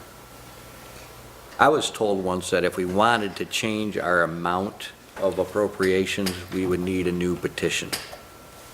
That's what, that's what Shaftsbury Historical was getting when I became involved, and that's all I've ever applied for, is what the constant $2,500. If you want more than the select board says you can have, you have to get a petition. And we've had minor increases, small increases from some of these lately, I know for a fact, and we've just put them on the ballot without question. Okay. So, Can we table this? yeah, I suggest that, Tony, if you will Yeah, let me lead the fix- effort to look sure. into with this, and mainly to help us do our job better, rather than just Yeah. passing these without thought. Let's look at them critically. Check on it. Yeah, I'm not up for making everybody do a full-blown petition, but we gotta have something different. I'm looking at RSVP is no longer in existence. It's taken over by the Council on the Aging. So it'll be interesting, Yeah. nobody cut a check for that because RSVP no longer exists. These Well, I checks can- aren't cut till the end of the year. Yeah, And I can tell you that V&A was bought from our hospital to the Rutland Hospital. They supposedly still serve this area, but they're not local anymore. So, things change. What I'll do is I'll scan and send the entire batch of permit applications over to you, Tony. And Things. you can start there and see what they all have to say. Okay. Do you need a motion to petition, or to table this, or just? No, this is just something I wanted us to think about, and Tony's going to take the lead on it, and he'll report back to us. Okay. I was talking to VLCT on another matter and got into the question of what we do at town meeting and what we do on the ballot in terms of our budget. And VLCT said that we should probably look at this and reevaluate our practice. Right now, we go into town meeting and we vote on the total budget number. This year, it was $1.97 million. And that number is approved at town meeting. And then we go to Australian ballot, and we did find the article that the select board passed some 10 years ago or so that allows us to decide non-budgetary municipal funding, including non-municipal entities like the community appropriations, by Australian ballot. Just the history is that if a town doesn't specifically say vote to vote things on Australian ballot, everything gets done at town meeting. So we have decided we'll do some things on town meeting. And so we do things like reserve funds and community appropriations and the North Road real estate purchase on the Australian ballot. But what we've been doing is when we advertise that total budget number, all those things are included in that budget number. And as Tom is here to tell us, everything in that ballot, not just that total budget number, but every line item in our budget is subject to debate and amendment at town meeting. And so we are essentially double voting on those things. And there's the potential for conflict there. So far, we haven't had the problem, but it could happen, for example, that the North Road property was looked at in town meeting and somebody stood up and said, I don't want to buy that property, and everybody at town meeting said, we agree, and we vote at town meeting not to buy that property, so we subtract that amount out of the budget and approve that budget number. And then the next day, on a ballot that was printed a month ago, the voters approved the North Road property purchase, and what do? You hit the nail right on the head. It didn't always used to be this way, and I don't know when those appropriations started being included in the total budget. If it's been 10 years, 15 years, 3 years, I don't know. But when you raised it, Art, to be honest with you, when you raised it and I looked at it, I did say, uh-oh. But Tim, you're absolutely correct. It sets up a problem. It sets up a problem. The fix is relatively easy, although not very satisfying to those who have to think about the budget all the time. But the fix is to remove those things from the budget that is advertised at town meeting. So it's essentially turning a subtraction problem into an addition problem. Right now, we say the total budget's $1.9 million, and anything that you don't approve on the ballot tomorrow will get subtracted from that. But what we have to realize is they may take it out that night at town meeting and do something different tomorrow. So the right answer is when we present a budget at town meeting, the community appropriations and the reserve funds and property purchases are not in that budget. And then if they get approved in the ballot the next day, they get added to the total budget. What that does is it prevents floor action on a warned ballot article. Right. Yeah. Right. It Say keeps us that from- again? It prevents floor action. On a warned ballot article. For instance, you cannot take up an article that is warned for the ballot on the floor. On the Australian ballot, okay? Yeah, it prevents double voting. You can't change it because it's already printed. Well, no, the vote is the next day. Yeah. It's not the floor vote. It's not Yeah, but that means you can't do it on the floor. That's right, that's right. Anything that is put over to the Australian ballot cannot be voted on the floor. It's an article, it's a ballot article. Right. So you It's just not a gotta, floor make sure you keep it separate. Yeah. Yeah. Procedurally, it'd be pretty simple to do it with because even the way it's set up, we can drop lines down and just total this part of the budget, the actual kind of operating end of the budget, and that's what would be voted on town Yeah. meeting. And then the next day, people would vote on the reserve funds and the community appropriations. So it's easy enough to separate all this, and then we could debate the entire town budget there, and these, actually, it kind of adds into this our discussion of the community appropriation, because the next day, you actually, every vote now isn't approving what we were talking about last night, it's actually adding the tax. Everything you vote yes for is going to add pennies to the tax rate, so Yeah. it actually kind of will make it somewhat clearer. But, Clarifies it. Yeah, yeah. okay, so the warning would be, this is a base budget, the balloted items will be in addition if they're approved. Yes. Correct. So you wouldn't, so they would, it's not like, well, you said our base budget was this, you know, they approved these, and so you Well, we'll got, have to be clear, because Yeah. Tim and I were discussing this, because if we'll change this for next year, but it's going to make our budget drop, the budget we're debating at Town Hall, because we'll be taking out all the reserve funds and all the community appropriations, so it'll Right. look like we're really Right. trimming a lot off the budgets, See, and I think which we'll people- take credit for, but And I it's... think, until Art explained at the town meeting, I think people assumed that they were adding to the budget when they voted those separate community appropriations. I'll be honest, I did. Yeah. It used to be I that did way. too, sure. Yeah, that's what I thought. Yeah. and it could have So- changed, like you said, in the last different boards and different, the So way the what's in the budget was. basic budget? Everything except the reserve funds, Okay. all the reserve funds and all the community appropriations. Okay. Those aren't in And the special regular- items And like. special- Special the items, real North estate. Road and things Okay. like that, yeah. So the fireman's budget and all that All sort of that's in stuff? the regular budget, That's, yeah. that's in the basic Yeah. budget, okay. It's all more or less the traditional operations budget of a municipality. Wow. So then at town meeting, you'd vote on a budget, and then you'd not have another line of stuff that's on the ballot. And that will add, if this is That'll add, approved, that will add X number of dollars to the Yes. budget. Okay. yes. So why do we vote on the budget at the town meeting? It's always been that way. Shaftsbury is one of the towns that so far has continued to keep the budget for a floor vote. It could go to, the whole thing could go to Australian ballot? Yeah, like Bennington. That's what I thought. There So are what, many, there, I'm confused. Why are we, so, because whenever it's been raised, it gets raised under other business at town meeting, and usually what happens is, people ask the select board to take a look at it, whether or not, it ought to go over. We've done some non-binding advisory votes as to whether it should go over or not, and that's kind of a rigged vote, because everybody on the floor is gonna say, you know, at the meeting, no, we don't. no, yeah. It does have,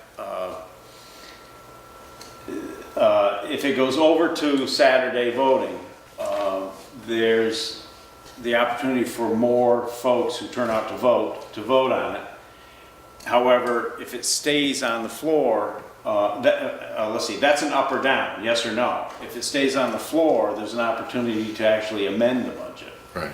which can't happen the next day. When you, There's a lot of arguments, a lot of discussion about what it does for the fabric of the town to still have that kind of a floor meeting. I can tell you that if the budget moves over, the meeting will probably shrink right down because it's informational and there's a lot of folks that won't come.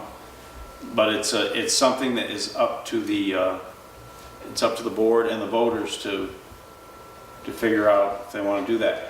I'd be interested to know what League of Cities and Towns, if League of Cities and Towns could tell us how many still vote on the floor, vote their budget on the floor. And would we have to change our charter or something like that? Do you think that's in the town charter as to how you Yes, vote? we would. According to VLCT, by default, all town budget business is done in town meeting unless the town specifically votes to do things on Australian ballot. It's gotta be a And vote. what we have found is that the article that was passed around 2000 by the Select Board says non-budgetary monetary items. Non-budgetary municipal? Is that- Non-budgetary municipal funding. So I presume by budgetary, they mean heating oil and salt, and Fire. non-budgetary, they mean reserve funds, community appropriations, and special purchases and things like that.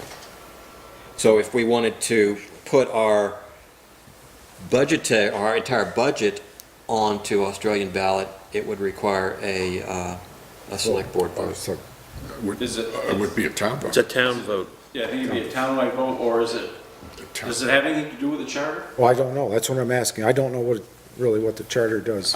Bennington had to, I thought we had to do a townwide vote in order to get everything Yeah. on Australian ballot. It At least may the be. requirement of that, but I don't know Now, about that the makes me charter. wonder if we Yeah. found the right thing, because what we found was a select board motion to do that. No, it was a special town meeting held in October of that year. That's right, it was a It was a town meeting. special town meeting that was held just to vote to stop having community appropriations off the floor. And it was done in October, as I remember from Right, that yeah, year. it was done at town meeting, Yeah. because until you do that, everything is done at town. Until you do that, and then to change the whole thing over, we'd have to have that vote at the next town meeting, and it would go in effect at the town meeting after that, unless you did another special Yeah, town we would meeting. have to have a townwide That was vote. October of 2000? 2001, next time you're downstairs, I have it, so we pulled it out, we were looking for it, and because we were wondering when this split. And it was like 2001, I think it was in October, and it just lined up, it was a special town meeting to address this issue that had come up at the prior town meeting, but it might have been one of those advisory votes, and somebody got it together to have a special meeting just to talk about this. So, yeah, next time I see you downstairs, yeah, I'll have it. I'll also look in my records, I've got a folder. Oh, yeah, sure, yeah. See what, I think it was 2001. I think it was 2001. So, we need to change that procedure, but as I say, there is an easy fix if we don't want to do anything, but just make sure we don't double vote, and that is to change the budget that's presented at town meeting so that we present just the annual budget items, and then the special things are added to that by the ballot. The last thing I had here was a reminder to start thinking about your select board goals for this year, what our goals are for this year.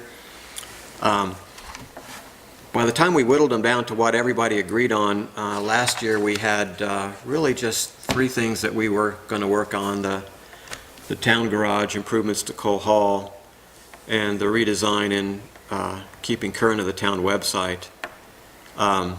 We all know we are always trying to figure out what to do about the garage. We haven't found the answer to that yet, but it continues to be a topic of discussion, has been all year. The improvements to Cole Hall are happening. We talked about some of them tonight, and more of them are scheduled for the spring. The town website, we didn't get around to redesigning it, but we do have procedures in place that do keep it current, and I've been pleased to find that things have been ending up on the website that I didn't even ask to get put there. So we have mechanisms for doing better at keeping it current. And maybe at our next meeting, I would say let's plan at our next meeting for all of y'all to send me your goals for this next year, and we'll merge them together and see what we ought to tackle. Okay.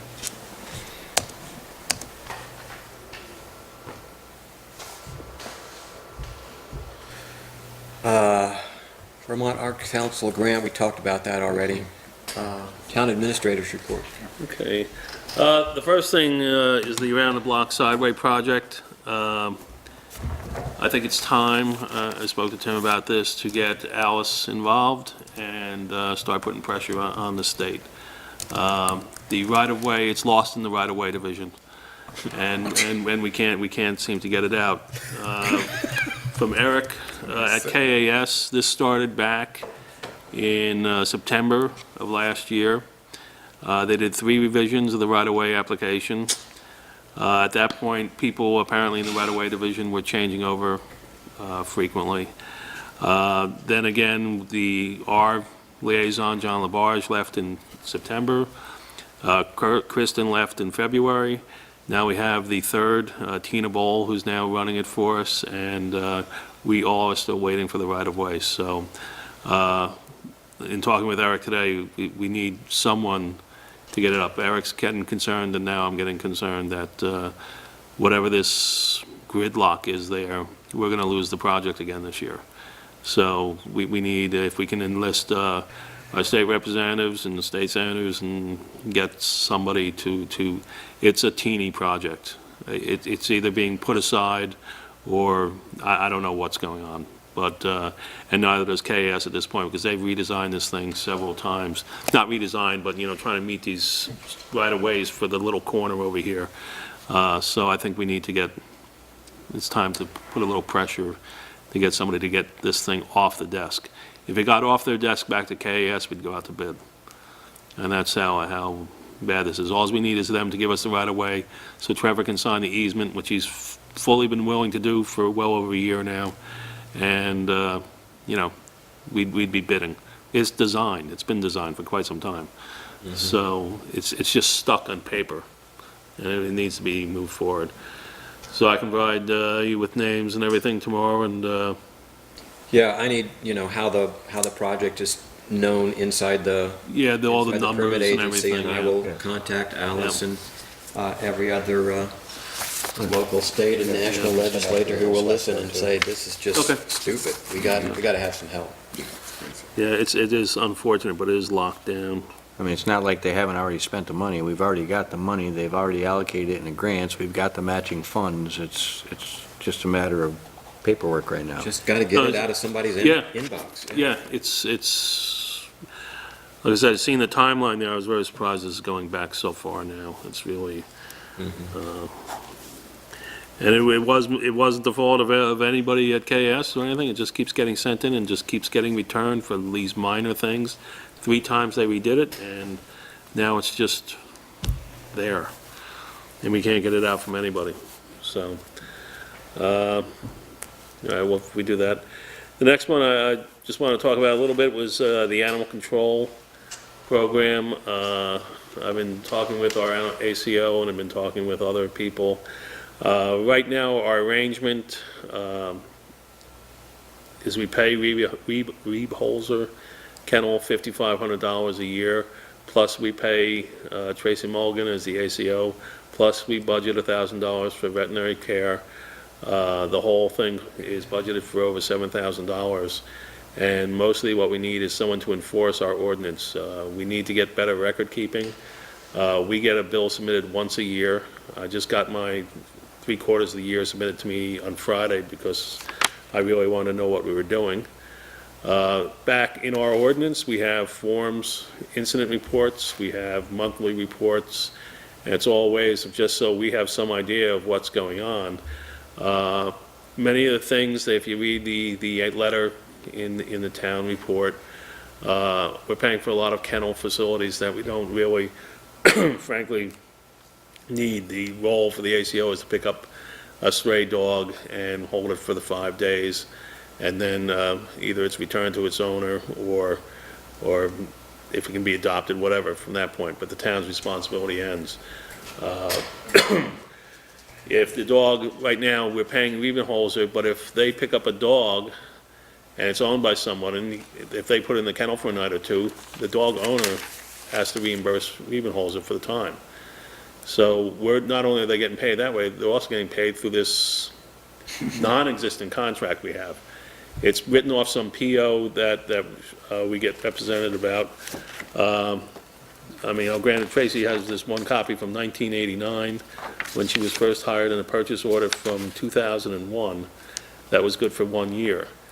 But there's no records of anything what this agreement says, what agreement we're in. And I think it's time to just make a change here, and I'd like to clearly define what the ACO is, what we expect it to be paid for, and what we really need. I'm sure she's very, very qualified, but it's a question of a $7,500 a year line item in the budget for animal control, which the best I can figure out, we had 16 dogs last year. And that's, that's a lot of money, 16 dogs. I've spoken to other people, and I want to put together a proposal where we'll just put the ACO out to bid, basically. Or just put it out as a job, and these are the criterias of it, and this is what you'll do, and this is what we'll pay for. I think it needs to be much more clearly defined. It's just the way this developed over time, and like I said, I have letters here and back to 1989, but no, there's nothing current. This has just been paid year after year, and Nothing's been updated. no, because You don't get a status. no, I don't get Monthly, anything. quarterly. I don't get anything. I have no information. In fact, the woman was in here about a dog she found last Sunday and turned over at about 2 o'clock in the afternoon. And she was in my office Friday at 2 o'clock wanting to know how 24 hours each day was measured because the dog was going to be euthanized if it wasn't adopted. And, you know, I hadn't even heard of any such dog, and we don't know anything about it. It's just not the proper way that thing should be done. If there's a response by our ACO, and there are not that many of them, based on her own timesheet that I got, then you should just fax me the incident report. So I can just put it in so I know what people are talking about. What kennel is it that? It's Reebholzer, it's in Arlington. It's Tracy Mulligan's kennel. Okay, Reebholzer, I could be pronouncing it. okay, so it's kind of this neat little package where she's. Yeah, it's $5,500 a year. The bill comes every month. It's on a purchase order, and I asked specifically for a copy of the purchase order because we don't have it. And I got a purchase order that's even older. It's back to 2001, but it's for 1 year. So there's Okay. nothing really, this whole system is based on Yeah, okay. yeah. tradition. How do you get paid right on the PO? It's just the way, I walked into it and I was like, okay, but it's not made much sense to me because it isn't even defined. So May not even be legal. it's time to redefine it, and Absolutely. I told Tracy that we're not changing anything immediately. We're going to continue the setup, but I am changing it, and as soon as I have a package to put to the board, we're going to put this out differently. It's just time to do this. It's, in my opinion, very expensive for not that many responses. Did you know- you say that lady picked up a dog on a Friday and the next day they were, No, on Sunday, and this was now 5 days later. 5 days is what the town is required to keep a dog for. but they were gonna euthanize it after? Well, it was in her decision that the dog was not trainable, and I won't say vicious, because I never spoke to Tracy about this, but that the dog wasn't trainable, and she wasn't going to release it. Whether it's been euthanized or it's in her kennel, I don't know. And we never, again, this is part of it. There's dogs that are picked up that stay in the kennel, and now those dogs, to be redeemed, should have forms filled out. They should be paid the kennel fee. There's no audit trail, there's nothing. No, there's nothing. There's Yeah. nothing. This is, Do you know if she is the animal control for Arlington? yes, she is. This is the audit trail. This is the bill for the year so far. It's a phone log written here, so, and these are the forms that I readily found in our book. We have, an incident report form, I don't know who did these, a dog release agreement, a monthly report, and of course, our ordinance. And it's all pretty straightforward, and it should just be done so we know so we can tell the taxpayers what we're paying for. So are you saying you're going to continue to pay the monthly with? Yes. For this year budget? No. Well, yeah, for July it July. ends. But until we can put together a package and we'll put it out either to bid as ACO kennel services or just an ACO, because there are kennels that will just make the arrangements to put them up. I've talked to other towns, and I wouldn't pay until you got the form, until you got the proper paper trail. yeah, I've continued only because this seems to have been going on for so long. But I've made it clear that I don't intend to carry on doing this. For right now, I just don't want to cut it off, because then we're going to need somebody like immediately, which frankly I could probably get, but with a long-standing relationship that the towns had, I'd rather give everybody an equal opportunity to set this right. Yeah, But over the years, it's turned into this, and I think it's just time to change it, yeah, you know. Do you need a motion, Tim, to I was going to say. give him authority to do that, or just let him do it?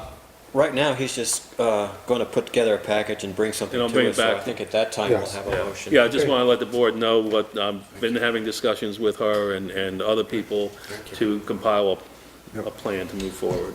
Yeah. So I think it's time for that. Good, thank you. The state grants, it's the time of year. There's two grants, they're each $175,000 that we can apply for. We may not get either of them. The first one will deal with Shaftsbury Hollow. Shaftsbury Hollow could be a very expensive project. In talking with the state engineers and reviewing the hydraulic study with them, we need a spanned bridge of 26 feet or a culvert, a arched culvert type structure, also with a span of 26 feet, and at least, I believe it was a 9-foot opening that could move 182 square feet of water every second or something. The engineers were telling me that structures of this type in such remote location could cost $300,000 to $500,000. So we have no money for that. So Keep with that. what I've suggested to them, and I I was think telling David, we could build a road over the mountain. yeah, I know. Just close the road, yeah. Yeah, but you didn't have an engineer designing it for you. Well, that's exactly the direction we're going in, because what we need to do, first off, because I almost fell over at that price, but the problem is we have no engineering data. Actually, I don't even have anything that says that this thing is in any immediate distress. So what I suggested to the state was that under the Structures Grant, I'll make a proposal this year to hire an engineering firm to evaluate the whole thing, tell us what it is we need to build, and get us some ideas of it. We have had some discussions with some people with bridging technology and stuff about what could be done, to cheapen this thing out some. But I think the main place to start is we need an engineer to tell us what we're doing. I mean, what exactly has to be done, and most critically, someone to tell us what is the status of this culvert. Is this in, I haven't heard anyone say it's in any immediate distress. It has. It isn't. It's rusted It out. has I was over there, and there's a section about, if my memory's correct, probably 2 feet wide, or 2 feet this way, and maybe 4 feet long that's rusted out and sticking up in the bottom of the culvert. Yeah, You also gotta understand, that culvert did not go out during Hurricane Irene. Yeah, I know, and when I went back after the meeting, because I went back to check with Terry again, I said, was this overtopped, was it blocked? No. Nothing. The problem comes, under the new engineering standards, it's only half the size it's allowed to be. It needs to be doubled in size. I'll put 2 of them in. I was gonna say, Well, if and here's where the engineering comes in. If you get an engineer who can write that up and pass it by A&R, then we could do just that. But we need someone, we just haven't advanced it to the stage. We need someone to come up and go, okay, well, this culvert isn't going anywhere for 10 years. So you can plan this out, and this is what you need to build. Yeah. And then we get that approved, and then we can start going for these grants, because each grant cycle can go for 3 years. So we could apply for multiples, and hopefully it would be nowhere near. I can't imagine, when you're talking 3, 5, it's like. Unless that changed since last summer, that, I would it wouldn't bother me to leave it there 10 years. Yeah, I agree. yeah, Run it out I mean, and that thing is a 1/4 inch thick Yeah. steel, if not thicker. yeah. It's I don't- all, I can't remember if that's bolted together or if it's just an arch culvert. I don't But that remember. culvert has been there Yeah. since at least the 60s. And that's the problem is when you start changing these things, suddenly now the span isn't good enough and it has to be 26 feet. The fish have to have more room to go underneath and all kinds of things like that. So I don't know what even started this conversation with the state and getting the hydrologist up there. I'm not sure what the beginning of this project was. But I know we're at the stage where we need professional eyes to say this is what it is, or it's not going anywhere for years, so don't worry. You can start saving your money to do this at some point. Clearly, I think it's going to have to be done at some point, but let's get the time frame, and then let's get a reasonable plan for the simplest fix we can. I Well, mean, last I knew, Dave, you couldn't put in a flat bottom culvert anymore. yeah, I don't believe you can. But why are they giving you culvert design with arch culverts? No, the top part Yeah, I has to know. be arched, but the bottom still has to be open or something with a No, square they bottom. put steps in them so fish can go up them. You have to Oh, I put don't them think they in want flat. steps in this one, do they? Yeah, because I put one in for the town over on Leclerc Road Oh, okay. about 4 years ago. And you have to put the culvert in perfectly flat and then allow for the steps, which are concrete steps like Yeah, yeah, that, yeah, to fill with gravel, yeah. and then the fish can, Oh, I see what you're Swim saying, up yeah, the yeah, brook. yeah, yeah. And now it has to be. even though the wider. brook goes dry in the summertime, so the fish might be a little high and dry, but It'll go dry quicker now. That's because I don't have a big piece of paper.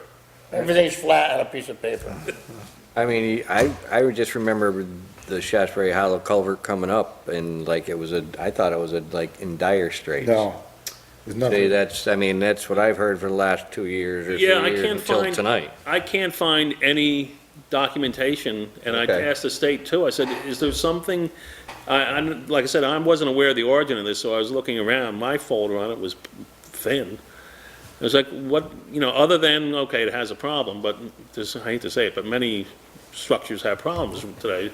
And unless this thing is serious, which is why I would like an engineer to go look at it and just sign off on it, and then we can make plans, cheap, reasonable plans to replace it as needed. Well, if worst comes to worst, Dave, you could go over there when the water got low, sandbag the bad area, dig it out by hand and fill it with concrete. Well, a guy might be able to give us the right, That sounds great, Yeah. compared to $500,000. Well, except it's- A&R will be I mean, all over you. Logic need not apply.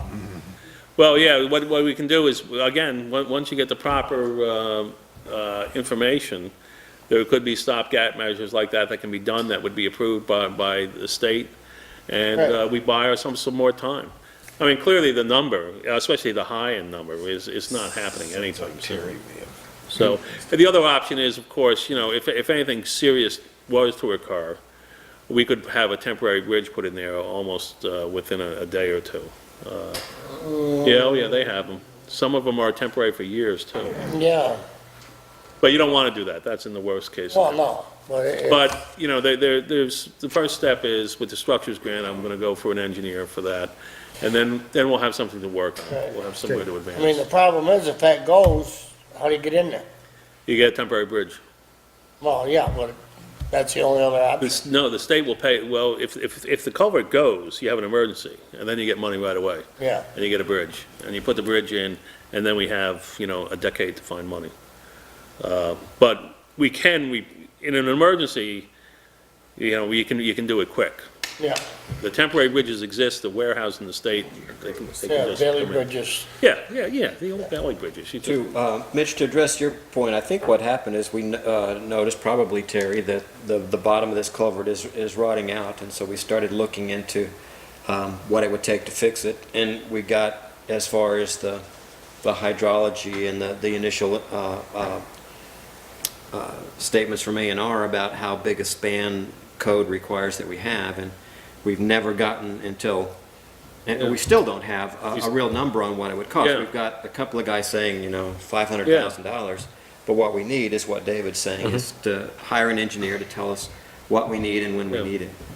And then we can proceed from there, and I don't anticipate anybody saying it's any great emergency, so we'll have time to plan it out from there. But first, I think if we put in a reasonable engineering request for a study and diagrams that, hopefully we'll get that one. It's the first step in the structures. They were good with that. And yeah, the estimate is basically the two engineers there going, well, if it's like this and that, the remote location, it could be this number. And that's where I was stunned, because I was like, whoa, the low number is not a good number. So we'll take it from there. The second part of the grants are we call them paving grants, but they're really resurfacing grants. It's the other 175 for Class 2 roads. I want to split this one up because Airport Road is a Class 2 road. Airport Road to Cider Mill to Maple Hill to East Road is a Class 2 road, so it's all eligible for state funding.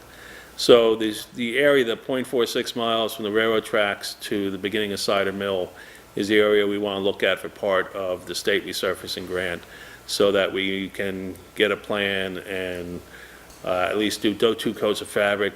We'd have to rip the whole road up and basically redo it. And I think that's one of the worst sections of road we have at times of the year. And we can get money from the state because it's a Class 2 road. So I'd like to apply for the grant that way. The other part is East Road. Terry and I were measuring it out. We have about 2,600 feet of really broken up parts of East Road. That's about 2,000 feet south of Reservoir is where we would start, and that would be complete milling. and repaving down for 2,600 feet. And then we would also add on 2,000 feet, mostly to the north of that, to resurface that part. And we're working up the numbers for that through Peckham over here, and we'll be working with Peckham and the state on Airport Road estimates that we'll bring for the April 2nd meeting, and Terry will be here for that, and we'll go through in detail some of these proposals. But as for the Class 2 road grants, that's probably the two areas we can use them.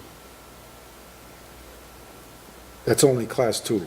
It's only Class 2. We still have the Period. voter-approved 300,000 for Class 3 roads. Yeah, Parent Acres is a, Parent Acres, I know we've already heard about Parent Acres. That was partially fabric a couple of years ago, I believe. So what I've told the road crew, because right now, as all these issues come up, it's hard to judge where the worst ones are, but as mud season goes through, and then we'll make a list, 30,000 will depart pretty quickly, so we're going to have to decide. I didn't mean Parent Acres, I meant Harvest Hills. Harvest Hills. Oh, the paving part of that. Well, I was asking Melanie before, because we're closing out part of White Creek paving. It looks to me like we're going to have some extra money in the paving fund.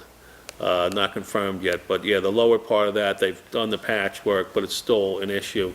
And Harvest Hills would be a good one just to take some approach. We'll have some people look at it, and what do you think the best thing would be here? Because the bottom part is chewed up bad. Yep. I don't know if you'd have to mill that, bring in a miller there just to do a small section. I don't know, that could be kind of expensive, but that's definitely on the list we're looking at for paving. Okay. And that's about it, because the locations for the rest of the Class 3s we'll know as we go through the mud season and see what the worst ones are. Didn't we talk last year on that worst part of Harvest Hills of doing that stone seal? for a Yeah, and temporary that's a thing that we would definitely want to look into if we can see if it will do the job. Get Yeah, us- just- get us through a couple, 3 years. Yeah, and, you know, most of our Class 3 paved roads is something that we're going to have to look at for life extending things rather than completely repaving them, because the projects are too big. We're going to have to work more on building up a larger paving fund, just because we do have these paved roads and they're expensive. You know, the current 20,000, that's not much of a road for $20,000. At today's prices, it's just not. Well, that was paved in the 70s. Yeah, well, and as, So it hasn't been much done to it. no, which is why, you know, that lower part especially is in such dire straits. And the rest of it too, all the way up and around the bend, Yeah. you know, they're all right behind it. So anything that buys time so we can store funds until you can really do the project is what you have to be looking at. Right. Because there simply will be no way to pave these roads completely, the Class 3 roads completely, not for a few years. If you get a chance, Dave, I've never seen it around here, but in one of my construction magazines, I saw a story on, it's like putting fabric under a gravel road. Mm-hmm. It's the fabric that they put down, and when they pave it, it kind of melts it all together. Oh, yeah? I only saw it once, so if you could check on that too. That's interesting. It's something really new. Huh, yeah, sure. It would probably help with water creeping up through some of the springs and stuff, yeah. Okay, we can look at that. Well, and that's it for, All right, thank you. okay. Is there any other business?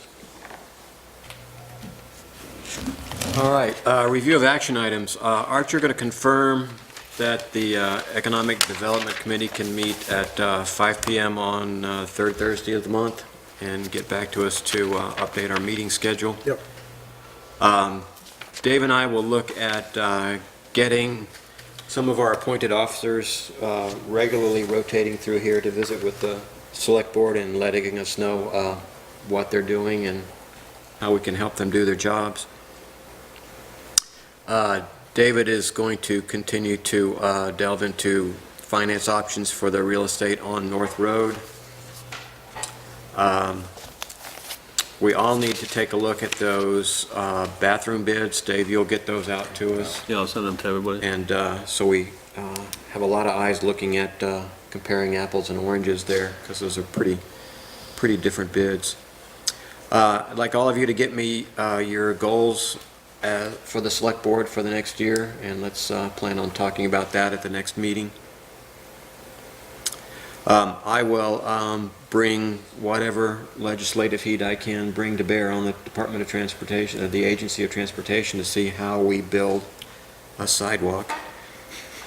And Tony will take lead on looking at how we, what we do, if anything, about the community appropriations being such a long list, and how we decide who and how much. I'd recommend you go to young Timmy Corcoran. He sits on the transportation board, House Transportation Board. He'll probably have more clout than Alice would. Good idea. I move we adjourn. Second. All in favor? Aye. Aye.